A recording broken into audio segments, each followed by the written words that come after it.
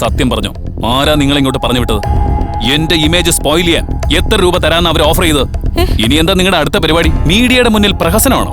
അതാണല്ലോ ഇപ്പോഴത്തെ ഫാഷൻ. ഇങ്ങനെ കാശുണ്ടാക്കിയിട്ടാണോ നീ നിന്റെ മോനെ വളർത്തുന്നത്? അല്ല, ശരിക്കും ഇവൻ നിന്റെ മോൻ തന്നെയാണോ? ഞാൻ ആരാണെന്ന് നിനക്ക് ശരിക്കും അറിയില്ല. കുടുംബത്തിന്റെ മാനം തന്നെ അങ്ങ് പോയി. ഇനി ഒരു നിമിഷം ഇവിടെ നിൽക്കരുത്. എടുക്കാനുള്ളൊക്കെ എടുത്തോ. അപ്പോഴേക്ക് അച്ഛനൊരു പ്രധാന തീരുമാനം എടുത്തു കഴിഞ്ഞിരുന്നു.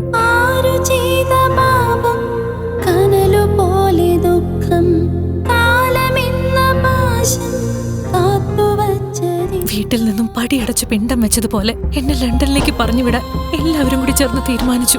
മറ്റു മാർഗങ്ങൾ ഇല്ലാത്തതുകൊണ്ട് എനിക്കത് അനുസരിക്കേണ്ടി വന്നു. നീലിമയുടെയും അവളുടെ കാമുകൻ ആദിയുടെയും വിവാഹം നടക്കാൻ ഒരാഴ്ച മാത്രമേ ബാക്കിയുണ്ടായിരുന്നുള്ളൂ. എന്നാൽ വിവാഹത്തിനു മുൻപ് നീലിമയ്ക്ക് ആരോ ഒരാളുമായി കിടക്ക പങ്കിടേണ്ടി വന്നു. അവൻ ആരാണെന്നോ എന്താണെന്നോ പോലും നീലിമയ്ക്ക് അറിയില്ലായിരുന്നു. ലഹരി ബോധം മറച്ച ആ രാത്രിയിൽ അവളുടെ ജീവിതം തന്നെ മാറി മറിഞ്ഞു. ഒരാഴ്ചയിൽ എൻഗേജ്മെന്റ് വെച്ചിട്ട് എന്ത് വലിയ പാപോ ഞാൻ എന്റെ ആദിയോട് ചെയ്തത്. ആരോ വാതിലിൽ ശക്തമായി ഇടിക്കുന്നത് കേട്ട് ഞെട്ടിയ നീലിമ തന്റെ വസ്ത്രങ്ങൾ വാരിയെടുത്ത് ധരിച്ച ശേഷം അവൾ വാതിൽ തുറന്നു. എന്നാൽ അവൾക്ക് മുൻപിൽ നിന്നിരുന്നത് നീലിമയുടെ പ്രതിശ്രുത വരൻ ആദിയായിരുന്നു. നിന്നെ പോലെ ഒരുത്തിയാണല്ലോ ഞാൻ ഇത്രയും കാലം പ്രാണനെ പോലെ സ്നേഹിച്ചത്. എന്റെ ജീവിതം ഇല്ലാതാക്കിയ ആ ഒരുത്തൻ ആരാണ്? അവനിപ്പോ എവിടെയാണ്? ഈ ചോദ്യങ്ങൾക്കുള്ള ഉത്തരം എന്നായാലും എനിക്ക് അറിയുക തന്നെ വേണം.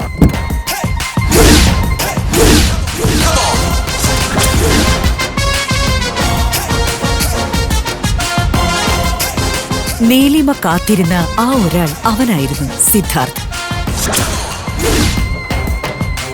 അന്നത്തെ രാത്രിയിൽ നീലിമയുടെ ജീവിതത്തിൽ ക്ഷണിക്കപ്പെടാതെ അതിഥിയായി വന്ന സിദ്ധാർത്ഥ് വൈകിയാണെങ്കിലും അയാൾ ചെയ്ത തെറ്റ് തിരിച്ചറിഞ്ഞിരുന്നു.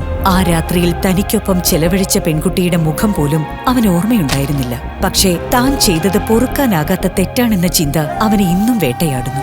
ലഹരിക്ക് അടിമപ്പെട്ട് തിരുത്താനാകാത്തൊരു തെറ്റ് ചെയ്തിട്ട് 5 വർഷങ്ങൾ കഴിഞ്ഞിരിക്കുന്നു. അതിനെക്കുറിച്ച് ആലോചിക്കുമ്പോൾ ഇന്നും എനിക്ക് ഉറങ്ങാൻ സാധിക്കുന്നില്ല.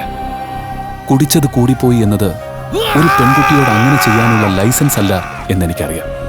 ഇന്ന് എന്നെ കാണുമ്പോൾ എനിക്ക് തന്നെ വെറുപ്പ് തോന്നുന്നു. ഈ ലോകത്തെവിടെയാണെങ്കിലും അവളെ കണ്ടുപിടിച്ച് മാപ്പ് ചോദിക്കണം. എന്നെ കൊണ്ട് ചെയ്യാൻ പറ്റുന്നതൊക്കെ അവൾക്ക് വേണ്ടി ചെയ്തു കൊടുക്കണം. പക്ഷേ ഇപ്പൊ അവൾ എവിടെയായിരിക്കും? സിദ്ധാർത്ഥ് പറഞ്ഞതുപോലെ നീണ്ട 5 വർഷങ്ങൾ അപ്പോഴേക്കും കടന്നുപോയിരുന്നു. നീലിമയുടെ ജീവിതത്തിലും ഒരുപാട് മാറ്റങ്ങൾ സംഭവിച്ചു. അന്നത്തെ രാത്രിയിൽ നടന്ന ചതിയുടെ സമ്മാനമായി നീലിമയ്ക്കൊരു മകൻ ജനിച്ചിരുന്നു, അശ്വിൻ എന്ന അച്ചു. അച്ചുവിന് ഇന്ന് 4 വയസ്സാകുന്നു. കുസൃതി കുടുക്കയായ അവനാണ് നീലിമയുടെ സ്ട്രെസ് ബസ്റ്റർ. ഒരു ദിവസം അച്ചുവിന്റെ കുസൃതികൾക്ക് പിറകെ ഓടുമ്പോഴാണ് അവളെ തേടി ആ ഫോൺ കോൾ എത്തിയത്. ഫോണിൽ തെളിഞ്ഞ പേര് കണ്ട് നീലിമയുടെ മുഖം ചുവന്നു.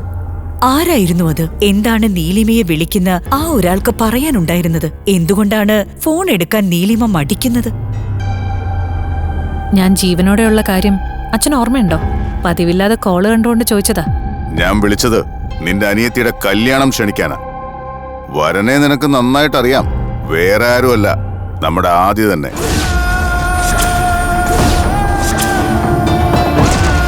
എന്തൊക്കെ സംഭവിച്ചാലും ഈ കല്യാണത്തിന് ഞാൻ വരില്ല. ഞങ്ങൾക്കാർക്കും വേണ്ടിയല്ല, നിന്റെ മുത്തശ്ശിക്ക് വേണ്ടി നീ വരണം. പറ്റില്ല എന്നാണെങ്കിൽ ശരി, അത് നിന്റെ ഇഷ്ടം. തന്റെ ജീവിതം തകർത്ത അഞ്ജലിയുടെ വിവാഹത്തിന് പോകണ്ട എന്ന് നീലിമ ആദ്യം കരുതിയെങ്കിലും നീലിമ അറിയേണ്ട ഒരു രഹസ്യം സമയമാകുമ്പോൾ പറഞ്ഞു തരാമെന്ന് മുത്തശ്ശി മുൻപ് പറഞ്ഞിട്ടുള്ള വാക്കുകൾ അവളെ തീരുമാനം മാറ്റാൻ പ്രേരിപ്പിച്ചു. എന്തായിരിക്കും മുത്തശ്ശി മനസ്സിൽ സൂക്ഷിച്ചിരുന്ന ആ രഹസ്യം? അതറിയണമെങ്കിൽ മുത്തശ്ശി എത്രയും വേഗം കാണണം. ഒടുവിൽ മകൻ അശ്വിനൊപ്പം ഇന്ത്യയിലേക്ക് പോകാൻ അവൾ തീരുമാനിക്കുന്നു.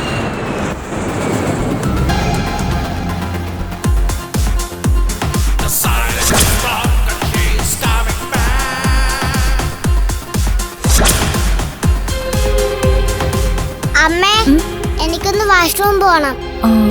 വേഗം പോയിട്ട് വരണം കേട്ടോ.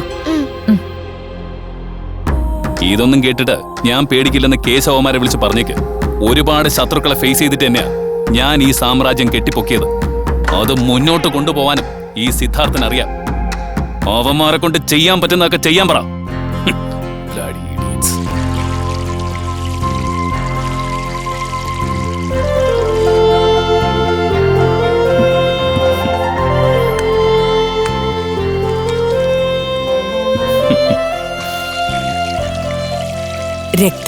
രക്തത്തെ തിരിച്ചറിയുന്ന നിമിഷങ്ങളായിരുന്നു അത്.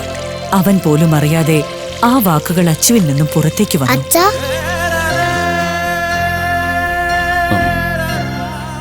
മോനെന്തെങ്കിലും പറഞ്ഞു? എന്റെ അച്ഛനല്ലേ? എനിക്കറിയാം എന്റെ അച്ഛൻ തന്നെയാണെന്ന്. ഏയ്, അച്ഛാ, ഞാൻ നിന്റെ അച്ഛനല്ല. കള്ളം പറയണ്ട, ഇത് തന്നെ എന്റെ അച്ഛൻ. ഏയ്, വിടോ. നിനക്ക് ഞാൻ പറഞ്ഞാ മനസ്സിലാവില്ലേ?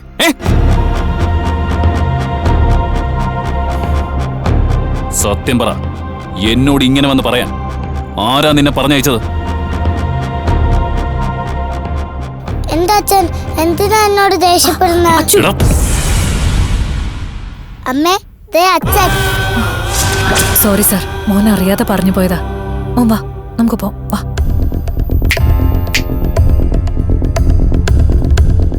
സത്യം പറഞ്ഞോ, ആരാ നിങ്ങളെ ഇങ്ങോട്ട് പറഞ്ഞു വിട്ടത്?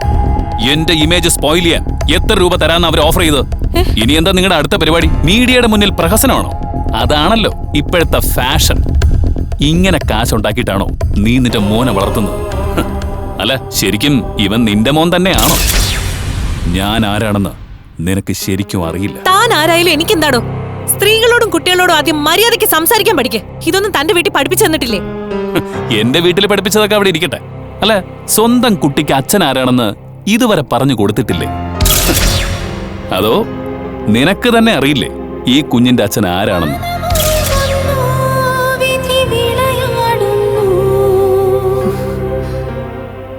ശരിയാ മിസ്റ്റർ, എനിക്കെന്റെ മകന്റെ അച്ഛൻ ആരാണെന്ന് അറിയില്ല. പക്ഷേ ഞാൻ എന്റെ മോനോട് ഒന്ന് പറഞ്ഞോളാം, നിന്നെപ്പോലൊരാളല്ല അവന്റെ അച്ഛനെന്ന്. ഒരു അപരിചിതൻ തന്റെ മുഖത്ത് നോക്കി അങ്ങനെയൊക്കെ പറഞ്ഞത് അവളുടെ മനസ്സിനെ കുറച്ചൊന്നുമല്ല വേദനിപ്പിച്ചത്. നീലിമയുടെ മറുപടി സിദ്ധാർത്ഥിനെ ശരിക്കും വിഷമിപ്പിച്ചു. അച്ചു വാഷ്റൂമിൽ മറന്നുവെച്ച റുബിക്സ് ക്യൂബ് കണ്ടതോടുകൂടി അങ്ങനെയൊരു ചോദ്യം അവളോട് ചോദിക്കണ്ടായിരുന്നു എന്ന് സിദ്ധാർത്ഥിന് തോന്നി. ബിസിനസ് എതിരാളികളുടെ എന്തോ പ്ലാനിംഗ് ആണെന്ന് കരുതിയ പെട്ടെന്ന് ആ കുഞ്ഞിനോട് അങ്ങനെയൊക്കെ പറഞ്ഞു പോയത്. ഞാൻ ചെയ്തത് പൊറുക്കാനാവാത്ത തെറ്റ് തന്നെയാ. അവൻ കാണുക തന്നെ അവന്റെ അമ്മയോട് മാപ്പ് ചോദിക്കണം. ലഗേജൊക്കെ കളക്ട് ചെയ്ത് എയർപോർട്ടിൽ നിന്നും പുറത്തു വന്ന നീലിമയെ തന്റെ മുന്നിൽ കണ്ട കാഴ്ച വല്ലാതെ അസ്വസ്ഥയാക്കി. നീലിമയെ കൂട്ടിക്കൊണ്ടുപോകാൻ എത്തിയിരിക്കുന്നത് അഞ്ജലിയും ആദിയുമായിരുന്നു.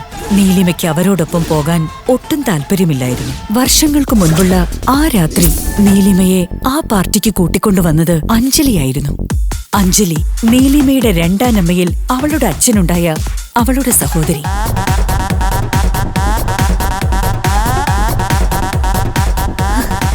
ചേച്ചി, ഒരു ഡ്രിങ്ക്സ് എടുക്കട്ടെ? വേണ്ട, എന്നാലൊരു സോഫ്റ്റ് ഡ്രിങ്ക് ആയാലോ? ഹോട്ടലിൽ നടന്ന പാർട്ടിയിൽ സോഫ്റ്റ് ഡ്രിങ്ക്സ് എന്ന് പറഞ്ഞ് ലഹരി കലർത്തിയൊരു പാനീയം നീലിമയ്ക്ക് കൊടുത്തതും ബോധം പോയ നീലിമയെ അവളെപ്പോലെ തന്നെ ബോധമില്ലാതെ കിടക്കുകയായിരുന്ന ഏതോ ഒരുത്തന്റെ മുറിയിലേക്ക് തള്ളിയിട്ടതും അഞ്ജലിയായിരുന്നു. തങ്ങളെക്കാൾ വലിയൊരു പണക്കാരനെയാണ് നീലിമ കല്യാണം കഴിക്കാൻ പോകുന്നത് എന്നറിഞ്ഞപ്പോൾ മുതൽ ശ്വാസം മുട്ടിയാണ് അഞ്ജലിയും അവളുടെ അമ്മ സത്യഭാമയും അഞ്ജലിയുടെ വീട്ടിൽ കഴിഞ്ഞിരുന്നത്. ആദിയുടെയും നീലിമയുടെയും വിവാഹം നടത്തരുതെന്ന് അവർ അന്ന് തന്നെ ഉറപ്പിച്ചിരുന്നു. അതിനായി അമ്മയും മകളും ചേർന്നുണ്ടാക്കിയ പ്ലാനാണ് അവർ കരുതിയതിനേക്കാളും വലിയ രീതിയിൽ ഇപ്പോൾ സക്സസ് ആയിരിക്കുന്നത്. എങ്ങനെയുണ്ട് മോനെ? ഗംഭീരായിട്ടുണ്ട്. ചേച്ചി, ചേച്ചി നമ്മളെ എല്ലാരെയും ചതിച്ചു. അയ്യോ പാവം, ഈ ആദ്യം ചതിച്ചു. എന്താ നീ പറയുന്നേ? നിങ്ങള് വാ, എന്റെ കൂടെ വാ, ഞാൻ കാണിച്ചു തരാം.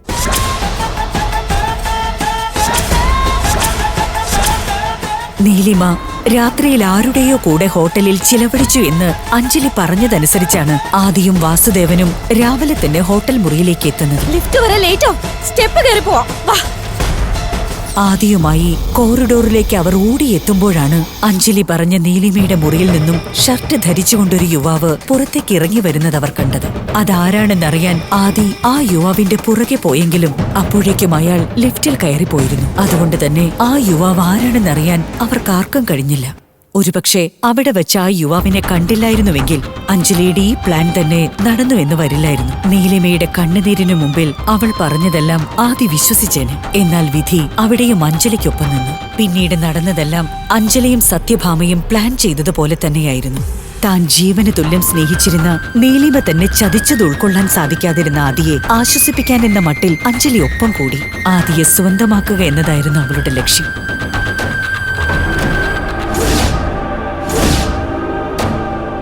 ഓ മതി, ഒന്ന് നിർത്താവോ?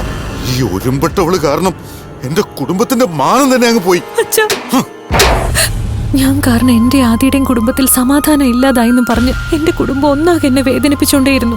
എനിക്ക് എന്ത് ചെയ്യണമെന്ന് അറിയില്ലായിരുന്നു. ഒരു പെണ്ണിന് മറ്റൊരു പെണ്ണായിരിക്കും ശത്രു എന്നൊരു പഴഞ്ചൊല്ലുണ്ട്.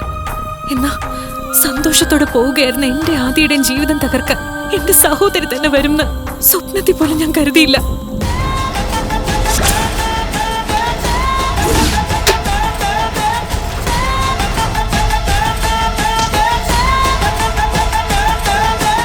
അതേസമയം ഒന്നും നടന്നിട്ടില്ലാത്തതുപോലെ അഞ്ജലി നിഷ്കളങ്ക ഭാവത്തിൽ അച്ചുവിനെ കൊഞ്ചിക്കാൻ ശ്രമിക്കുന്നത് കണ്ടപ്പോൾ നീലിമയുടെ ദേഷ്യം ഇരട്ടിയായി. എന്റെ മോന്റെ അടുത്ത് നിന്റെ അഭിനയൊന്നും വേണ്ട.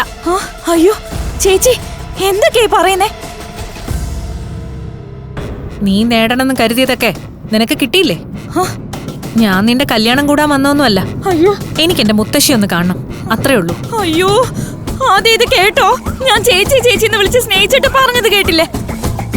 ആദ്യക്ക് ഞാൻ അഭിനയിക്കുകയാണെന്ന് തോന്നുന്നുണ്ടോ? നീ എന്താ നിന്നെ കുറിച്ച് കരുതി വെച്ചിരിക്കുന്നത്? കല്യാണം കഴിക്കാതെ ഒരു കുട്ടിയുമായിട്ട് വന്ന നിന്നേക്കാളും 1000 മടങ്ങും മിടുക്കി തന്നെയാ അഞ്ജലി. നീ എന്നോട് ചെയ്ത പോലൊന്നും ഒരു കാലത്തും ഇവളെന്നോട് ചെയ്യില്ല. ആദി പറഞ്ഞ വാക്കുകളുടെ അർത്ഥം മനസ്സിലായില്ലെങ്കിലും അയാൾ തന്റെ അമ്മയെ വഴക്കു പറഞ്ഞതാണെന്ന് അച്ചുവിന് മനസ്സിലായി. ദേ അങ്കിൾ, എന്റെ അമ്മയുടെ മര്യാദയ്ക്ക് സംസാരിക്കണം. എനിക്ക് ആരാട്ടറിയാൻ ഇടിച്ചു ചെറുക്കികളെ ഞാൻ. എന്തായാലും നല്ല പഠിപ്പാ കുഞ്ഞിനെ പഠിപ്പിച്ചു വെച്ചിരിക്കുന്നത്. അതെങ്ങനെയാ? പിഴച്ചു പെറ്റവന്റെ വായിന്ന് പിഴച്ച വർത്താനല്ലേ വരൂ. ആദി ഇത് പറഞ്ഞു തീർന്നതും നീലിമയുടെ കൈ അവന്റെ കരണം പൊളിച്ചിരുന്നു. എയർപോർട്ടിൽ അത്രയും ആളുകളുടെ മുമ്പിൽ വെച്ച് ലഭിച്ച ആ അടി അവന് വലിയ നാണക്കേടുണ്ടാക്കി. വികാരാധീനനായി നീലിമയെ തിരിച്ചടിക്കാൻ ചെന്ന ആദിയുടെ മുൻപിലേക്ക് തന്റെ അമ്മയെ രക്ഷിക്കാൻ പാഞ്ഞു ചെന്ന അച്ചുവിനെ ആദി വലിച്ചെറിഞ്ഞു. എന്നാൽ രക്ഷകനായ ഒരു കൈ നിലത്ത് വീഴാതെ അച്ചുവിനെ താങ്ങി നിർത്തി. ആ കൈകൾ മറ്റാരുടേതുമായിരുന്നില്ല, സിദ്ധാർത്ഥിന്റേതായിരുന്നു. ഒരുപക്ഷെ കാലം കാത്തുവെച്ച മുഹൂർത്തമായിരുന്നിരിക്കണമിത്. മറന്നുവെച്ച റുബിക്സ് ക്യൂബ് അച്ചുവിന് തിരിച്ചു കൊടുത്ത സിദ്ധാർത്ഥ് ദേഷ്യത്തോടെ ആദിക്കരികിലേക്ക് ചെന്ന് അവനെ കുത്തിനു പിടിച്ചു. ഇത് കണ്ട നീലിമയും അഞ്ജലിയും ഒരുപോലെ ഞെട്ടി. എന്റെ മകന്റെ ദേഹത്ത് കൈവയ്ക്കുന്നോടാ. സ്ത്രീകളോടും കുട്ടികളോടും എങ്ങനെയാ പെരുമാറേണ്ടെന്ന് നിന്റെ വീട്ടിൽ പഠിപ്പിച്ചു തന്നിട്ടില്ല. കുറച്ചു മുമ്പ് വാഷ്റൂമിൽ വെച്ച് തന്നോട് അങ്ങനെയൊക്കെ പറഞ്ഞ ആള് തന്നെയാണോ ഇതെന്ന് നീലിമയ്ക്ക് സംശയം തോന്നി. അപ്പോഴേക്കും അവിടേക്ക് ഓടിയെത്തിയ സിദ്ധാർത്ഥിന്റെ ബോഡി ഗാർഡ്സ് ആദ്യം ഒരടി മുന്നോട്ട് വെക്കാനാകാത്ത വിധത്തിൽ തടഞ്ഞു നിർത്തി. അവരുടെ ബലിഷ്ഠമായ കരങ്ങളിൽ ഒന്നനങ്ങാൻ പോലും ആവാതെ ആദി നിന്നു. അഞ്ജലിയുടെ ഒരുപാട് നേരത്തെ അപേക്ഷകൾക്കൊടുവിൽ ആദിയെ റിലീസ് ചെയ്യാൻ സിദ്ധാർത്ഥ് അവർക്ക് നിർദ്ദേശം നൽകി. ഏയ് വിട മോളെ, നിന്നോട് മോനെയും കൊണ്ട് അവിടെ വെയിറ്റ് ചെയ്യാൻ ഞാൻ പറഞ്ഞല്ലേ. അതിനിടയില് നീ എന്തിനാ ഇപ്പൊ ഇങ്ങോട്ട് വന്നത്? ഇതുപോലെയുള്ള ആൾക്കാരുമായിട്ടൊക്കെ നീ എന്തിനാ വഴക്കുണ്ടാക്കി സമയം കളയുന്നത്? അമ്മയല്ല അച്ഛാ, ദേ ഇവരാ വഴക്കുണ്ടാക്കിയത്. മോനെ, ശരി, വിട്ടേക്ക്. വാ മോനെ, ആ ബാഗ് എടുത്തേക്ക്. തന്റെ കൺമുമ്പിൽ നടക്കുന്നത് എന്താണെന്ന് നീലിമയ്ക്ക് മനസ്സിലാകുന്നുണ്ടായിരുന്നില്ല. ഒരു അപരിചിതൻ എന്തിനാണ് ഇങ്ങനെയൊക്കെ പെരുമാറുന്നത്? തന്റെ മുൻപിൽ മറ്റു വഴികളൊന്നുമില്ലാത്തതിനാൽ സിദ്ധാർത്ഥിന്റെ കൂടെ പോകാൻ നീലിമ തീരുമാനിച്ചു. സിദ്ധാർത്ഥ് അച്ചുവിനെയും നീലിമയെയും തന്റെ ലിമിറ്റഡ് എഡിഷൻ കാറിൽ കൊണ്ടുപോകുന്നത് അഞ്ജലി അസൂയയോടെ നോക്കി നിന്നു. ഇത് സുധാകരൻ, വാസുദേവന്റെ സുഹൃത്താണ്. പ്രായം 50 കഴിഞ്ഞ് മുടിയെല്ലാം പോയെങ്കിലും വിഗ് വെച്ച് ചെറുപ്പക്കാരനായിട്ടാണ് നടപ്പ്. വിദേശത്തു നിന്നും വരുന്ന നീലിമയെ സുധാകരന് വിവാഹം ചെയ്തു കൊടുക്കാമെന്ന് വാക്കു കൊടുത്തിരിക്കുകയാണ് വാസുദേവൻ.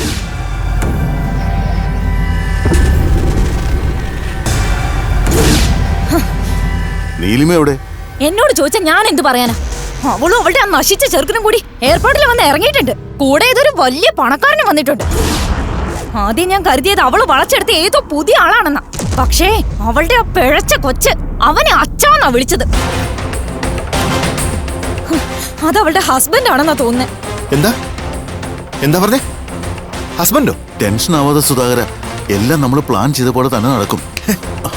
എങ്ങനെ? നിന്റെ മൂത്ത മകള് ഫോറിനിൽ നിന്ന് വരുമ്പോ എനിക്ക് കെട്ടിച്ചു തരാന്ന് പറഞ്ഞല്ലേ നീ എന്നെ ഇങ്ങോട്ട് വിളിച്ചു വരുത്തിയത്?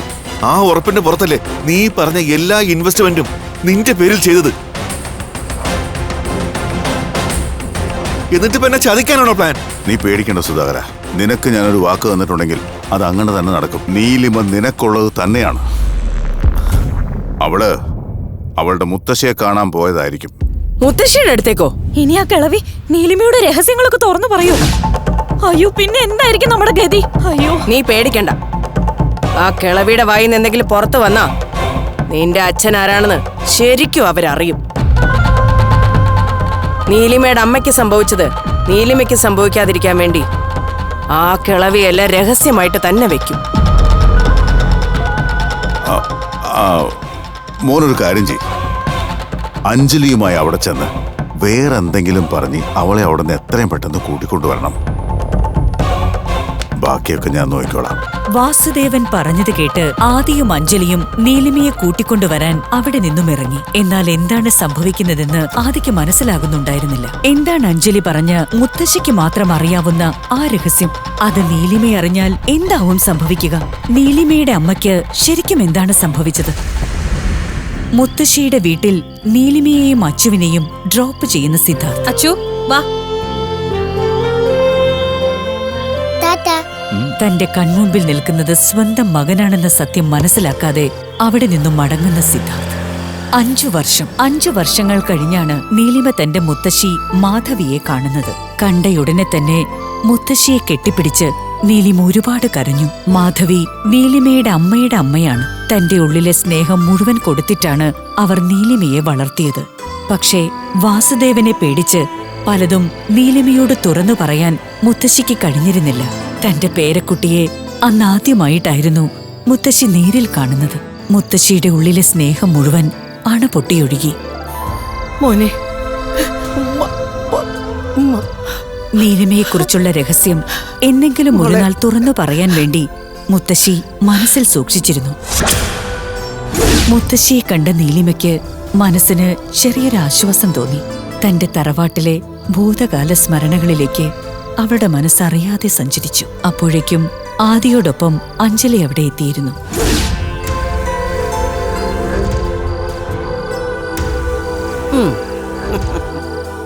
മുത്തശ്ശിയുടെ മുൻപിലേക്ക് വന്ന അഞ്ജലി പുതിയ നാടകത്തിനുള്ള കളമൊരുക്കുകയായിരുന്നു. കൃത്രിമ സ്നേഹത്തോടുകൂടി അവൾ മുത്തശ്ശിയെ കെട്ടിപ്പിടിച്ചു. എത്ര നാളായി കണ്ടിട്ട്. സുഖമായിട്ടിരിക്കുന്നില്ലേ?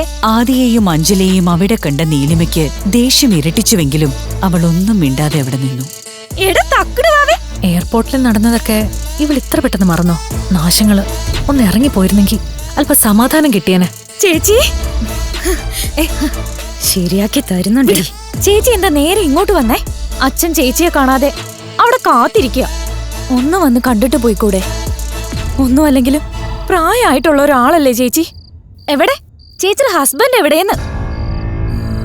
ഹസ്ബൻഡോ? അതേ മുത്തശ്ശി, ആ ചേട്ടനല്ലേ ചേച്ചി എയർപോർട്ടിൽ നിന്ന് പിക്ക് ചെയ്തത്? ഹസ്ബൻഡ് ആണോ മോളെ നിന്നെ ഇവിടെ കൊണ്ടുവന്നാക്കിയിട്ട് പോയത്? അതേ മുത്തശ്ശി, അതാ എന്റെ അച്ഛൻ. പിന്നെ വരാന്ന് പറഞ്ഞിട്ട് അച്ഛൻ പോയത്. കണ്ടില്ലേ, നമ്മളെല്ലാവരും ചേച്ചിയുടെ നല്ലതല്ലേ ആഗ്രഹിക്കുന്നേ. ചേച്ചിക്ക് നമ്മളെ കുറിച്ച് യാതൊരു ചിന്തയില്ല. ചേച്ചി കല്യാണം കഴിച്ചതോ പറഞ്ഞില്ല. അത് പോട്ടെ മുത്തശ്ശി, ഇത്രയും വർഷം കഴിഞ്ഞ് നാട്ടിലേക്ക് വരുന്ന മോളെ ഒന്ന് കാണണമെന്ന് നമ്മുടെ അച്ഛനും ആഗ്രഹം കാണില്ലേ ചേച്ചി? അതിനു വേണ്ടിയെങ്കിലും ഒന്ന് അങ്ങോട്ട് വന്നൂടെ ചേച്ചി? നമുക്ക് നമ്മുടെ വീട്ടിലേക്ക് പോവാം.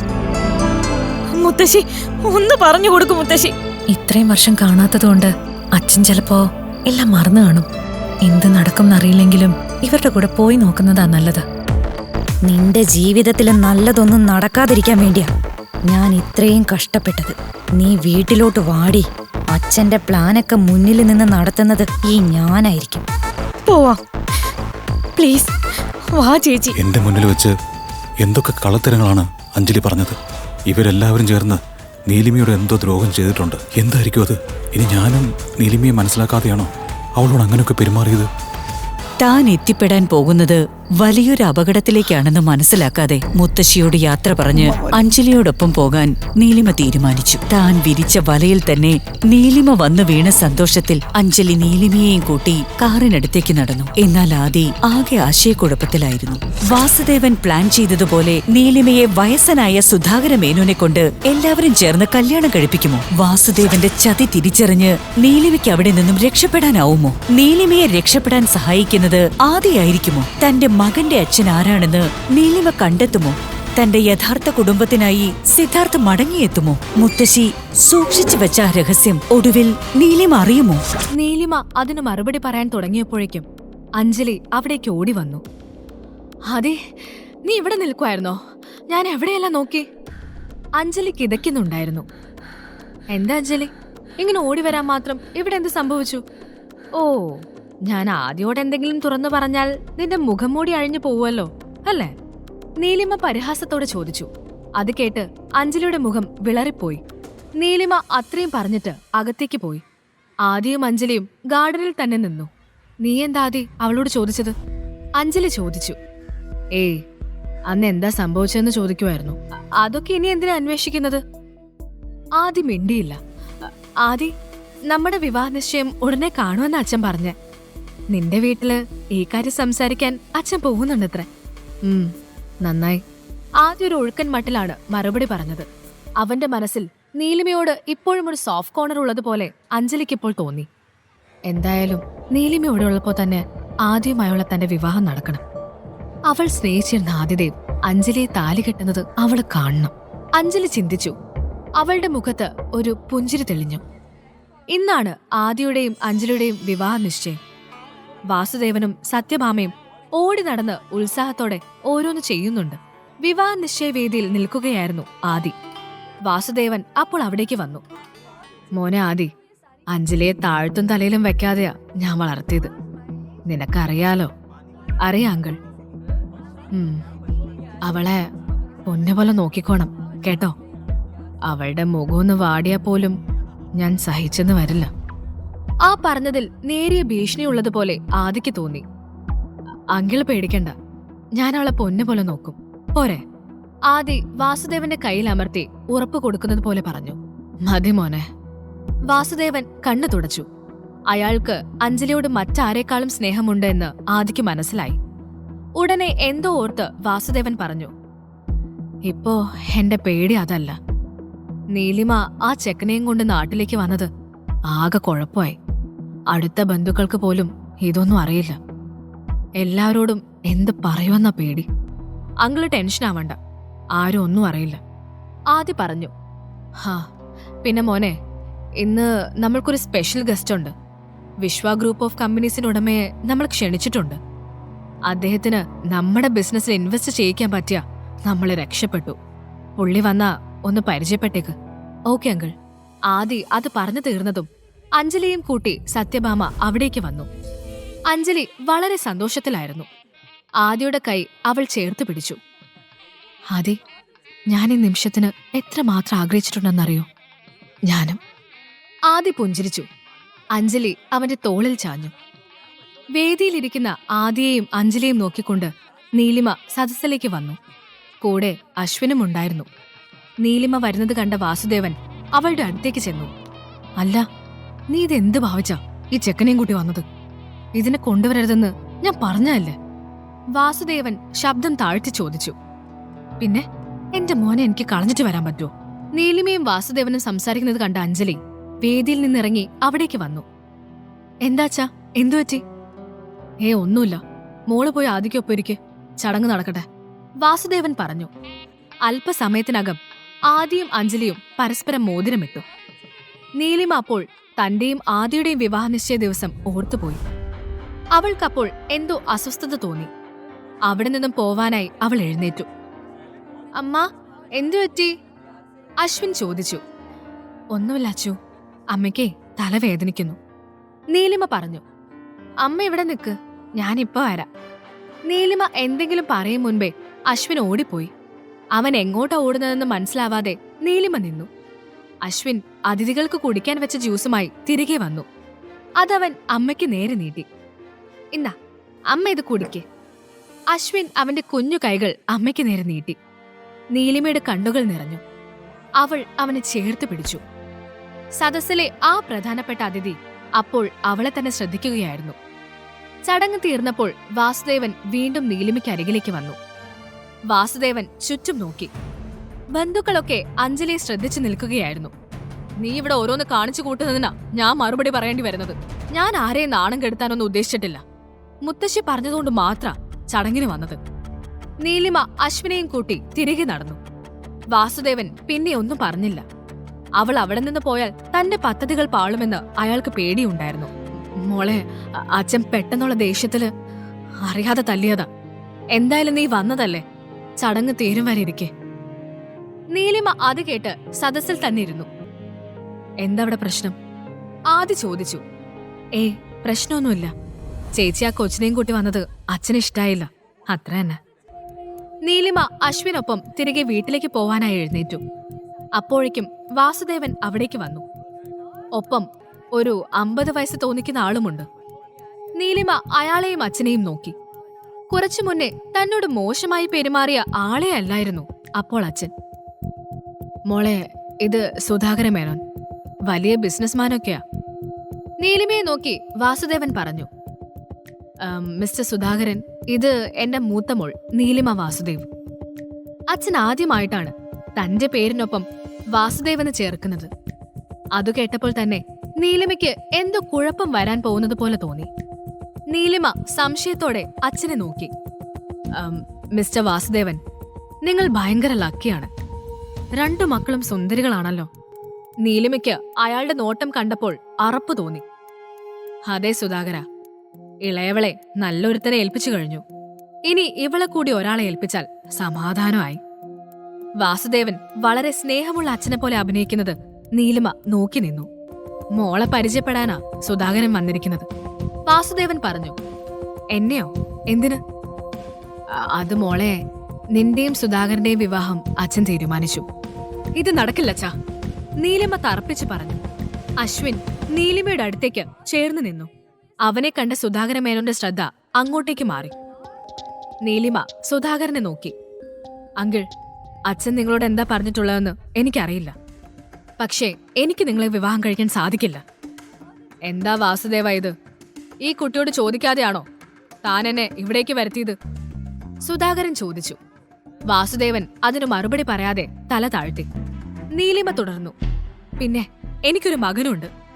അത് അച്ഛൻ പറഞ്ഞിരുന്നോ? നീലിമ ചോദിച്ചു. സുധാകര മേനോൻ വാസുദേവനെ നോക്കി. എന്തൊക്കെയാണോ ഈ കേൾക്കുന്നത്? താൻ എന്നോട് എന്തും പറഞ്ഞ് ഇങ്ങോട്ട് വിളിപ്പിച്ചത്? സുധാകര മേനോൻ ചോദിച്ചു. എടോ, അത് പിന്നെ... മതി, ഞാൻ ഇറങ്ങുക. താൻ എന്നെ വിളിച്ചു വരുത്തി മോളുടെ വാലിരിക്കുന്ന മുഴുവൻ കേൾപ്പിച്ചല്ലോ, അത് തന്നെ ധാരാളം. സുധാകരൻ ഇറങ്ങിപ്പോകാൻ തുനിഞ്ഞു. അയ്യോ സുധാകര, നിക്ക്, താൻ പിണങ്ങാതെ. ഞാനല്ലേ തന്നോട് വാക്കു പറഞ്ഞത്? എന്റെ മൂത്തമോൾ തനിക്കുള്ളതാടോ. എത്രയും പെട്ടെന്ന് താനുമായി അവളുടെ വിവാഹം നടക്കും, പോരെ? ഞാനല്ലേ പറയുന്നേ, വാസുദേവൻ പറഞ്ഞു. പെട്ടെന്ന് സദസ്സിന്റെ പിറകിൽ നിന്ന് ഒരു ശബ്ദം കേട്ടു. എന്നാൽ അതൊന്ന് കാണുമല്ലോ മിസ്റ്റർ വാസുദേവൻ. അത് കേട്ട് അഞ്ജലിയും ആദ്യം ഉൾപ്പെടെ എല്ലാവരുടെയും ശ്രദ്ധ ആ ശബ്ദം കേട്ട ദിക്കിലേക്ക് മാറി. അവനെ അവിടെ കണ്ട് നീലിമ അമ്പരന്നു. ഈ കുരിശ് ഞാൻ പോകുന്ന എല്ലാ സ്ഥലത്തും ഉണ്ടല്ലോ, നീലിമ മനസ്സിൽ പറഞ്ഞു. അപ്പോൾ സിദ്ധാർത്ഥനെ കണ്ട അശ്വിൻ ഡാഡി എന്നും വിളിച്ച് അയാളുടെ അരികിലേക്ക് ഓടി. വാസുദേവൻ ആകെ അമ്പരന്ന് നിൽക്കുകയാണ്. സിദ്ധാർത്ഥ് വിശ്വ ഗ്രൂപ്പിന്റെ അവകാശിയാണെന്ന് വാസുദേവൻ അറിയാമായിരുന്നു. പ്രധാനപ്പെട്ട അതിഥിയായി അവനെ അയാളാണ് ക്ഷണിച്ചത്. പക്ഷേ സിദ്ധാർത്ഥ് എത്തിയത് ഈ തിരക്കിനും വഴക്കുകൾക്കുമിടയിൽ അയാൾ അറിഞ്ഞില്ല. എന്റെ പെണ്ണിനെ വേറൊരു ചെറുക്കൻ അന്വേഷിക്കാൻ നീയൊക്കെ ആരാ? അവന്റെ ഉറച്ച ശബ്ദം കേട്ട് ആർക്കും ഒന്നും പറയാൻ കഴിഞ്ഞില്ല. അവന്റെ നോട്ടം കണ്ടപ്പോൾ ആദിക്ക് ചെറിയ പേടി തോന്നി. ഞങ്ങൾ ഇടപെട്ടിട്ടില്ല, ആദി പറഞ്ഞു. നീലിമയ്ക്ക് ആദിയുടെ പേടി കണ്ട് ഉള്ളിൽ ചിരി പൊട്ടി. സ്വന്തം മോളെ നിങ്ങളുടെ അത്ര തന്നെ പ്രായമുള്ള ഒരാളെ കൊണ്ട് കെട്ടിക്കാൻ നോക്കാൻ നാണോല്ലേ വാസുദേവൻ? അല്ല, നിന്നോട് ഞാൻ പറഞ്ഞല്ലേ ഒറ്റയ്ക്ക് വരണ്ടെന്ന്. ഒന്നിച്ച് വന്നാ പോരായിരുന്നോ? ഒരു കാര്യവും പറഞ്ഞ അനുസരിക്കരുത് കേട്ടോ. സിദ്ധാർത്ഥ് നീലിമയെ നോക്കി പറഞ്ഞു. നീലിമ, സിദ്ധാർത്ഥ വിശ്വനാഥാണോ ഇവന്റെ അച്ഛൻ?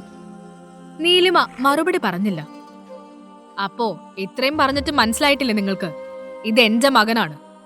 സിദ്ധാർത്ഥ് അശ്വിനെ ചേർത്ത് പിടിച്ചു പറഞ്ഞു. അഞ്ജലിയും ആദ്യം ഒഴികെയുള്ള എല്ലാവരും അപ്പോഴും അമ്പരപ്പ് മാറാതെ നിൽക്കുകയായിരുന്നു. സോറി സാർ, സാറിന്റെ ഭാര്യയാണ് നീലിമയെന്ന് എനിക്കറിയില്ലായിരുന്നു. ഇത്രയും പറഞ്ഞിട്ട് സുധാകര മേനോൻ അവിടെ നിന്നും ഇറങ്ങിപ്പോയി. സിദ്ധാർത്ഥ് നീലിമയെ നോക്കി. ചടങ്ങ് കഴിഞ്ഞില്ലേ, വാ പോവാം.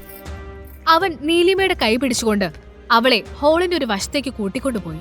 എന്നിട്ട് പറഞ്ഞു, എന്താ മാഡം, പേടിച്ചുപോയോ? അന്ന് എന്നോട് കാണിച്ച ധൈര്യവും അഹങ്കാരവും ഒന്നും ഇപ്പൊ കാണുന്നില്ലല്ലോ. പിന്നെ പേടിക്കാൻ ഇയാൾ ആരാ? അല്ല അതുപോട്ടെ, താൻ എന്തിനാ എന്നെ എപ്പോഴും ഹെൽപ്പ് ചെയ്യുന്നേ? നീലിമ ചോദിച്ചു. ഞാൻ നിന്നെ ഹെൽപ്പ് ചെയ്തതല്ല, ദേ ഈ കുഞ്ഞിന് വേണ്ടി ഇടപെട്ടത്. ഓ, വലിയ ഉപകാരം സർ. ഇത്രയായിട്ടും അഹങ്കാരത്തിന് ഒരു കുറവുമില്ലല്ലേ? അതൊക്കെ പോട്ടെ, അന്ന് ടാക്സി ചാർജൊക്കെ എറിഞ്ഞിട്ടല്ല പോയത്. ഇന്നത്തെ ഹെൽപ്പിന് എനിക്ക് എത്രയാ തരാൻ പോകുന്നത്? സിദ്ധാർത്ഥ് അവളോട് കൂടുതൽ ചേർന്ന് നിന്നുകൊണ്ടാണ് അത് ചോദിച്ചത്. നീലിമ ആകെ വല്ലാതെയായി. അവൾ അവന്റെ അരികിൽ നിന്നും അല്പം മാറി നിൽക്കാൻ ശ്രമിച്ചു. അവൾ അശ്വിനെയും കൂട്ടി ഒഴിഞ്ഞൊരു കസേരയിൽ ചെന്നിരുന്നു. ചേച്ചിക്ക് ഒറ്റയ്ക്കിരുന്ന് ബോറടിക്കുന്നുണ്ടാവും അല്ലേ? അഞ്ജലി ചോദിച്ചത് കേട്ട് നീലിമ തിരിഞ്ഞു നോക്കി. അഞ്ജലി അങ്ങോട്ട് വന്നത് അവൾക്ക് ഇഷ്ടപ്പെട്ടിട്ടില്ല. നീ എന്തിനാ ഇങ്ങനെ എന്റെ പിന്നാലെ നടക്കുന്നേ? ഒരു തരത്തിലും സ്വസ്ഥത തരില്ലേ? ചേച്ചി എന്തിനാ എന്നോട് ഇങ്ങനെ ദേഷ്യപ്പെടുന്നേ? ഓ, വലിയ പണക്കാരൻ കൂടെ ഉള്ളത് കൊണ്ടാവുമല്ലേ? ദേ, നീ നിന്റെ കാര്യം നോക്ക്, എന്റെ കാര്യത്തിൽ ഇടപെടണ്ട. ചേച്ചിയുടെ മനസ്സിൽ ഇപ്പോഴാദ്യം ഉണ്ടോ? അഞ്ജലി ചോദിച്ചു. അശ്വിൻ അത് ശ്രദ്ധിക്കുന്നുണ്ടെന്ന് മനസ്സിലാക്കിയ നീലിമ മറുപടി പറഞ്ഞില്ല. അഞ്ജലി നീലിമയുടെ അരികിലിരുന്നു. എന്നിട്ട് പറഞ്ഞു, ചേച്ചി, ചെറുപ്പം മുതലേ ചേച്ചിക്കെല്ലാം ബെസ്റ്റാ കിട്ടിക്കൊണ്ടിരിക്കുന്നത്. അതാദ്യമായാലും ദേ ഇപ്പോ അയാളായാലും. ആ ഒരു കാര്യത്തിൽ എനിക്ക് നിന്നോട് നല്ല അസൂയുണ്ട്. നീലിമ മിണ്ടിയില്ല. ചേച്ചി എന്താ ഒന്നും പറയാത്തത്? പഴയ കാര്യങ്ങൾ ഓർമ്മ വന്നപ്പോൾ നീലിമ അസ്വസ്ഥയായി. നിനക്കിപ്പോ എന്താ വേണ്ടത്? അവൾ ചോദിച്ചു. എനിക്കൊന്നും വേണ്ട, ചേച്ചി ഹാപ്പി ആയിട്ട് ജീവിക്കുന്ന കണ്ടാ മതി. മതി, നിർത്ത്. എന്താ നിനക്കിപ്പോ പ്രശ്നം? നീലിമ ചോദിച്ചു. പ്രശ്നം ചേച്ചിക്കല്ലേ, എന്നോട് എന്തിനാ എപ്പോഴും ചൂടാവുന്നേ? ആദ്യമായി ഞാൻ അടുത്തതാണോ പ്രശ്നം? അവൻ ഭയങ്കര ഡിപ്രഷനിലായിരുന്നു. ചേച്ചി അവനെ ചതിച്ചപ്പോ ഞാൻ കൂടെ നിന്നതുകൊണ്ട് മാത്രം അവൻ എന്നെ സ്നേഹിച്ചത്. അവൾ എന്തിനാണ് പഴയ കാര്യങ്ങൾ വീണ്ടും വീണ്ടും പറയുന്നതെന്ന് നീലിമയ്ക്ക് മനസ്സിലായില്ല. അതിന് ഞാനിപ്പോ എന്ത് വേണം? നീലിമ ചോദിച്ചു. നീ അധികം നെഗളിക്കണ്ട ചേച്ചി. നിന്റെ പാസ്റ്റിൽ നടന്ന കാര്യങ്ങൾ അറിഞ്ഞാ ആ സിദ്ധാർത്ഥ നിന്നെ തിരിഞ്ഞു നോക്കുമെന്ന് തോന്നുന്നുണ്ടോ? നീലിമ ഒരു നിമിഷം വല്ലാതെയായി. കാരണം അശ്വിൻ ഇതെല്ലാം കേട്ട് അമ്പരന്ന് നിൽക്കുകയാണ്. ചെറിയ കുട്ടി ആയിരുന്നാലും അശ്വിൻ കാര്യങ്ങൾ മനസ്സിലാക്കുമെന്ന് നീലിമ ഭയന്നു. ഒന്ന് നിർത്തുന്നുണ്ടോ? നീലിമ ഒരു വല്ലാത്ത അവസ്ഥയിലേക്ക് എത്തിയിരുന്നു. അത് മനസ്സിലാക്കി അഞ്ജലി ചോദിച്ചു. ചേച്ചി ഇപ്പോഴും ആദ്യം സ്നേഹിക്കുന്നുണ്ടല്ലേ? മതി, നിർത്ത്. എത്ര ഷൗട്ട് ചെയ്താലും ചേച്ചിയുടെ മനസ്സിൽ ഇപ്പോഴും ആദ്യം ഉണ്ടെന്ന് എനിക്കറിയാം. അവനെ ചേച്ചിക്ക് മറക്കാൻ കഴിയില്ല. Just get lost. നീലിമ നിയന്ത്രണം വിട്ട് ഒച്ച വെച്ചു. പെട്ടെന്ന് അഞ്ജലി നിലത്തേക്ക് വീണു. പുറമേ നിന്ന് കാണുന്നവർ അവളെ നീലിമ തള്ളിയിട്ടതാണെന്ന് തെറ്റിദ്ധരിക്കാൻ വേണ്ടിയാണ് അവൾ അങ്ങനെ ചെയ്തത്. നീലിമ അമ്പരന്ന് പോയി. അപ്പോഴാണ് അഞ്ജലിയുടെ പ്ലാൻ അവൾക്ക് മനസ്സിലായത്. എന്തിനാ ചേച്ചി എന്നിങ്ങനെ ദ്രോഹിക്കുന്നെ? ഞാൻ എന്ത് തെറ്റാ നിന്നോട് ചെയ്ത്? നീ ചതച്ചപ്പോൾ ആദ്യയുടെ കൂടെ നിന്നതാണോ ഞാൻ ചെയ്ത തെറ്റ്? അഞ്ജലി നിലത്ത് നിന്ന് എഴുന്നേൽക്കാതെ ചോദിച്ചു. നീലിമ വല്ലാതെയായി. സദസ്സിലിരിക്കുന്ന എല്ലാവരും അഞ്ജലി പറഞ്ഞത് കേട്ടിരുന്നു. എല്ലാവരും കേൾക്കാൻ വേണ്ടി തന്നെയാണ് അവൾ അത്രയും ഉറക്കെ സംസാരിച്ചതും. നീലിമ അമ്പരന്ന് നിൽക്കെ ആദിയും വാസുദേവനും അവിടേക്ക് ഓടി വന്നു. അയ്യോ അഞ്ജലി, എന്തു പറ്റി? ആദി ഓടി വന്ന് അവളെ പിടിച്ചു. നീലിമയ്ക്ക് അവനോട് പുച്ഛം തോന്നി. മോളെ, എന്താ ഉണ്ടായേ? വാസുദേവൻ അഞ്ജലി എഴുന്നേൽപ്പിച്ചുകൊണ്ട് ചോദിച്ചു. ചേച്ചി തള്ളിയിട്ടതാ അച്ഛ. അഞ്ജലി കരഞ്ഞുകൊണ്ട് പറഞ്ഞു. എടി ഒരുമ്പെട്ടവളെ, ഏത് നശിച്ച നേരത്താണോ എന്തോ നിന്നെ തിരികെ വിളിക്കാൻ തോന്നിയത്. ഉടനെ അശ്വിൻ പറഞ്ഞു. ഈ ആന്റി കള്ളം പറയുന്നതാ, എന്റെ അമ്മ ഒന്നും ചെയ്തിട്ടില്ല. നീലിമയ്ക്ക് അത് കേട്ട് കുഞ്ഞിനെ ഒന്ന് എടുത്ത് ഉമ്മ വെക്കണമെന്നുണ്ടായിരുന്നു. പക്ഷേ കണ്ണുകളിൽ ഇരുട്ട് കയറുന്നതുപോലെ അവൾക്ക് തോന്നി. അപ്പോഴേക്കും സിദ്ധാർത്ഥ് അവിടെ എത്തി. അവൻ അശ്വിനെ ചേർത്ത് പിടിച്ചിട്ട് അഞ്ജലിയെ രൂക്ഷമായി നോക്കി. അഞ്ജലിക്ക് അവന്റെ നോട്ടം കണ്ടപ്പോൾ പേടി തോന്നി. അഞ്ജലി അവനോട് പറഞ്ഞു. സർ, എന്നെ തെറ്റിദ്ധരിക്കരുത്, ഞാനൊന്നും ചെയ്തിട്ടില്ല. എന്റെ ഫിയാൻസി ആദ്യം ചേച്ചിയും കുഞ്ഞിലെ മുതൽ ഒന്നിച്ചാ വളർന്നത്. അതിന് ചില കാര്യങ്ങൾ സംസാരിക്കുമായിരുന്നു, അല്ലാതെ വഴക്കൊന്നുമല്ല. അതേപ്പറ്റി എന്ത് സംസാരിച്ചു എന്നാ പറയുന്നത്? സിദ്ധാർത്ഥ ചോദിച്ചു. അത് ചേച്ചിയും ആദ്യം സ്നേഹത്തിലായിരുന്നു. അവരുടെ വിവാഹമൊക്കെ തീരുമാനിച്ചിരുന്നതാ. ഇപ്പോഴും ചേച്ചിക്ക് ആദ്യം ഇഷ്ടമാണ്. അതുകൊണ്ട് എന്നോട് വെറുപ്പാ. അതാ സത്യം. അഞ്ജലി വളരെ ഭംഗിയായ ഒരു കള്ളം പറഞ്ഞു. ഇവനാണോ ആദ്യം? കൊള്ളാം. എന്തായാലും ഇവളുടെ പഴയ ചോയ്സ് തീരെ പോരാ. ഇത് കേട്ട് ആകെ ചമ്മിപ്പോയ അഞ്ജലിയെ നോക്കി അവൻ തുടർന്നു. എന്തായാലും ആദ്യ കൃത്യമായി ലോ ലെവലിൽ തന്നെ എത്തിയല്ലോ. ഇപ്പോഴാ ശരിക്കും മെയ്ഡ് ഫോർ ഈച്ച് അതർ ആയത്. സിദ്ധാർത്ഥ് വീണ്ടും ചിരിച്ചു. അഞ്ജലിയും ആദ്യവും നാണിച്ചു തല താഴ്ത്തി. സിദ്ധാർത്ഥ് അത്ര നന്നായി സംസാരിക്കുന്ന ഒരാളാണെന്ന് അവർക്കറിയില്ലായിരുന്നു. സിദ്ധാർത്ഥ് ശബ്ദം താഴ്ത്തി ആദ്യയും അഞ്ജലിയും നോക്കി പറഞ്ഞു, തമാശ വിട്ടിട്ട് ഇനി ഞാനൊരു കാര്യം പറയാം. എപ്പോഴും ഞാൻ ഒരുപോലെ ക്ഷമിച്ചെന്ന് വരില്ല. കുടുംബം അടക്കമില്ലാതാക്കി കളയുന്ന. ഇത് പറയുമ്പോൾ സിദ്ധാർത്ഥിന്റെ മുഖം ദേഷ്യത്തിൽ ചുവന്നിരുന്നു. അപ്പോഴേക്കും നീലിമയ്ക്ക് തല കറങ്ങാൻ തുടങ്ങി. പെട്ടെന്ന് സിദ്ധാർത്ഥിന്റെ കൈകളിലേക്ക് അവൾ കുഴഞ്ഞു വീണു. ചുറ്റുമുള്ളവർ ഓടിവന്ന് അവളെ താങ്ങിയെടുത്തു. കണ്ണു തുറക്കുമ്പോൾ ഹോസ്പിറ്റലിലായിരുന്നു നീലിമ. ഹാ, നീ എണീറ്റോ? വാസുദേവൻ ചോദിച്ചു. നീലിമ അതിനു മറുപടി പറയാതെ വീണ്ടും അശ്വിനെ വിളിച്ചു. മോനെ അച്ചു. വിളിക്കണ്ട, അവനിവിടെ ഇല്ല. അഞ്ജലിക്കൊപ്പം വീട്ടിലേക്ക് പോയി. വാസുദേവൻ പറഞ്ഞു. എന്തിനാ അവളുടെ കൂടെ എന്റെ മോനെ പറഞ്ഞു വിട്ടത്? നിനക്ക് ബോധം വരുന്നവരെ കുഞ്ഞിനെ ഹോസ്പിറ്റലിൽ നിർത്തേണ്ട കാര്യം എന്താ? അച്ഛന് പെട്ടെന്ന് അശ്വിനോട് എന്തെത്ര സ്നേഹമെന്ന് നീലിമ ആലോചിച്ചു.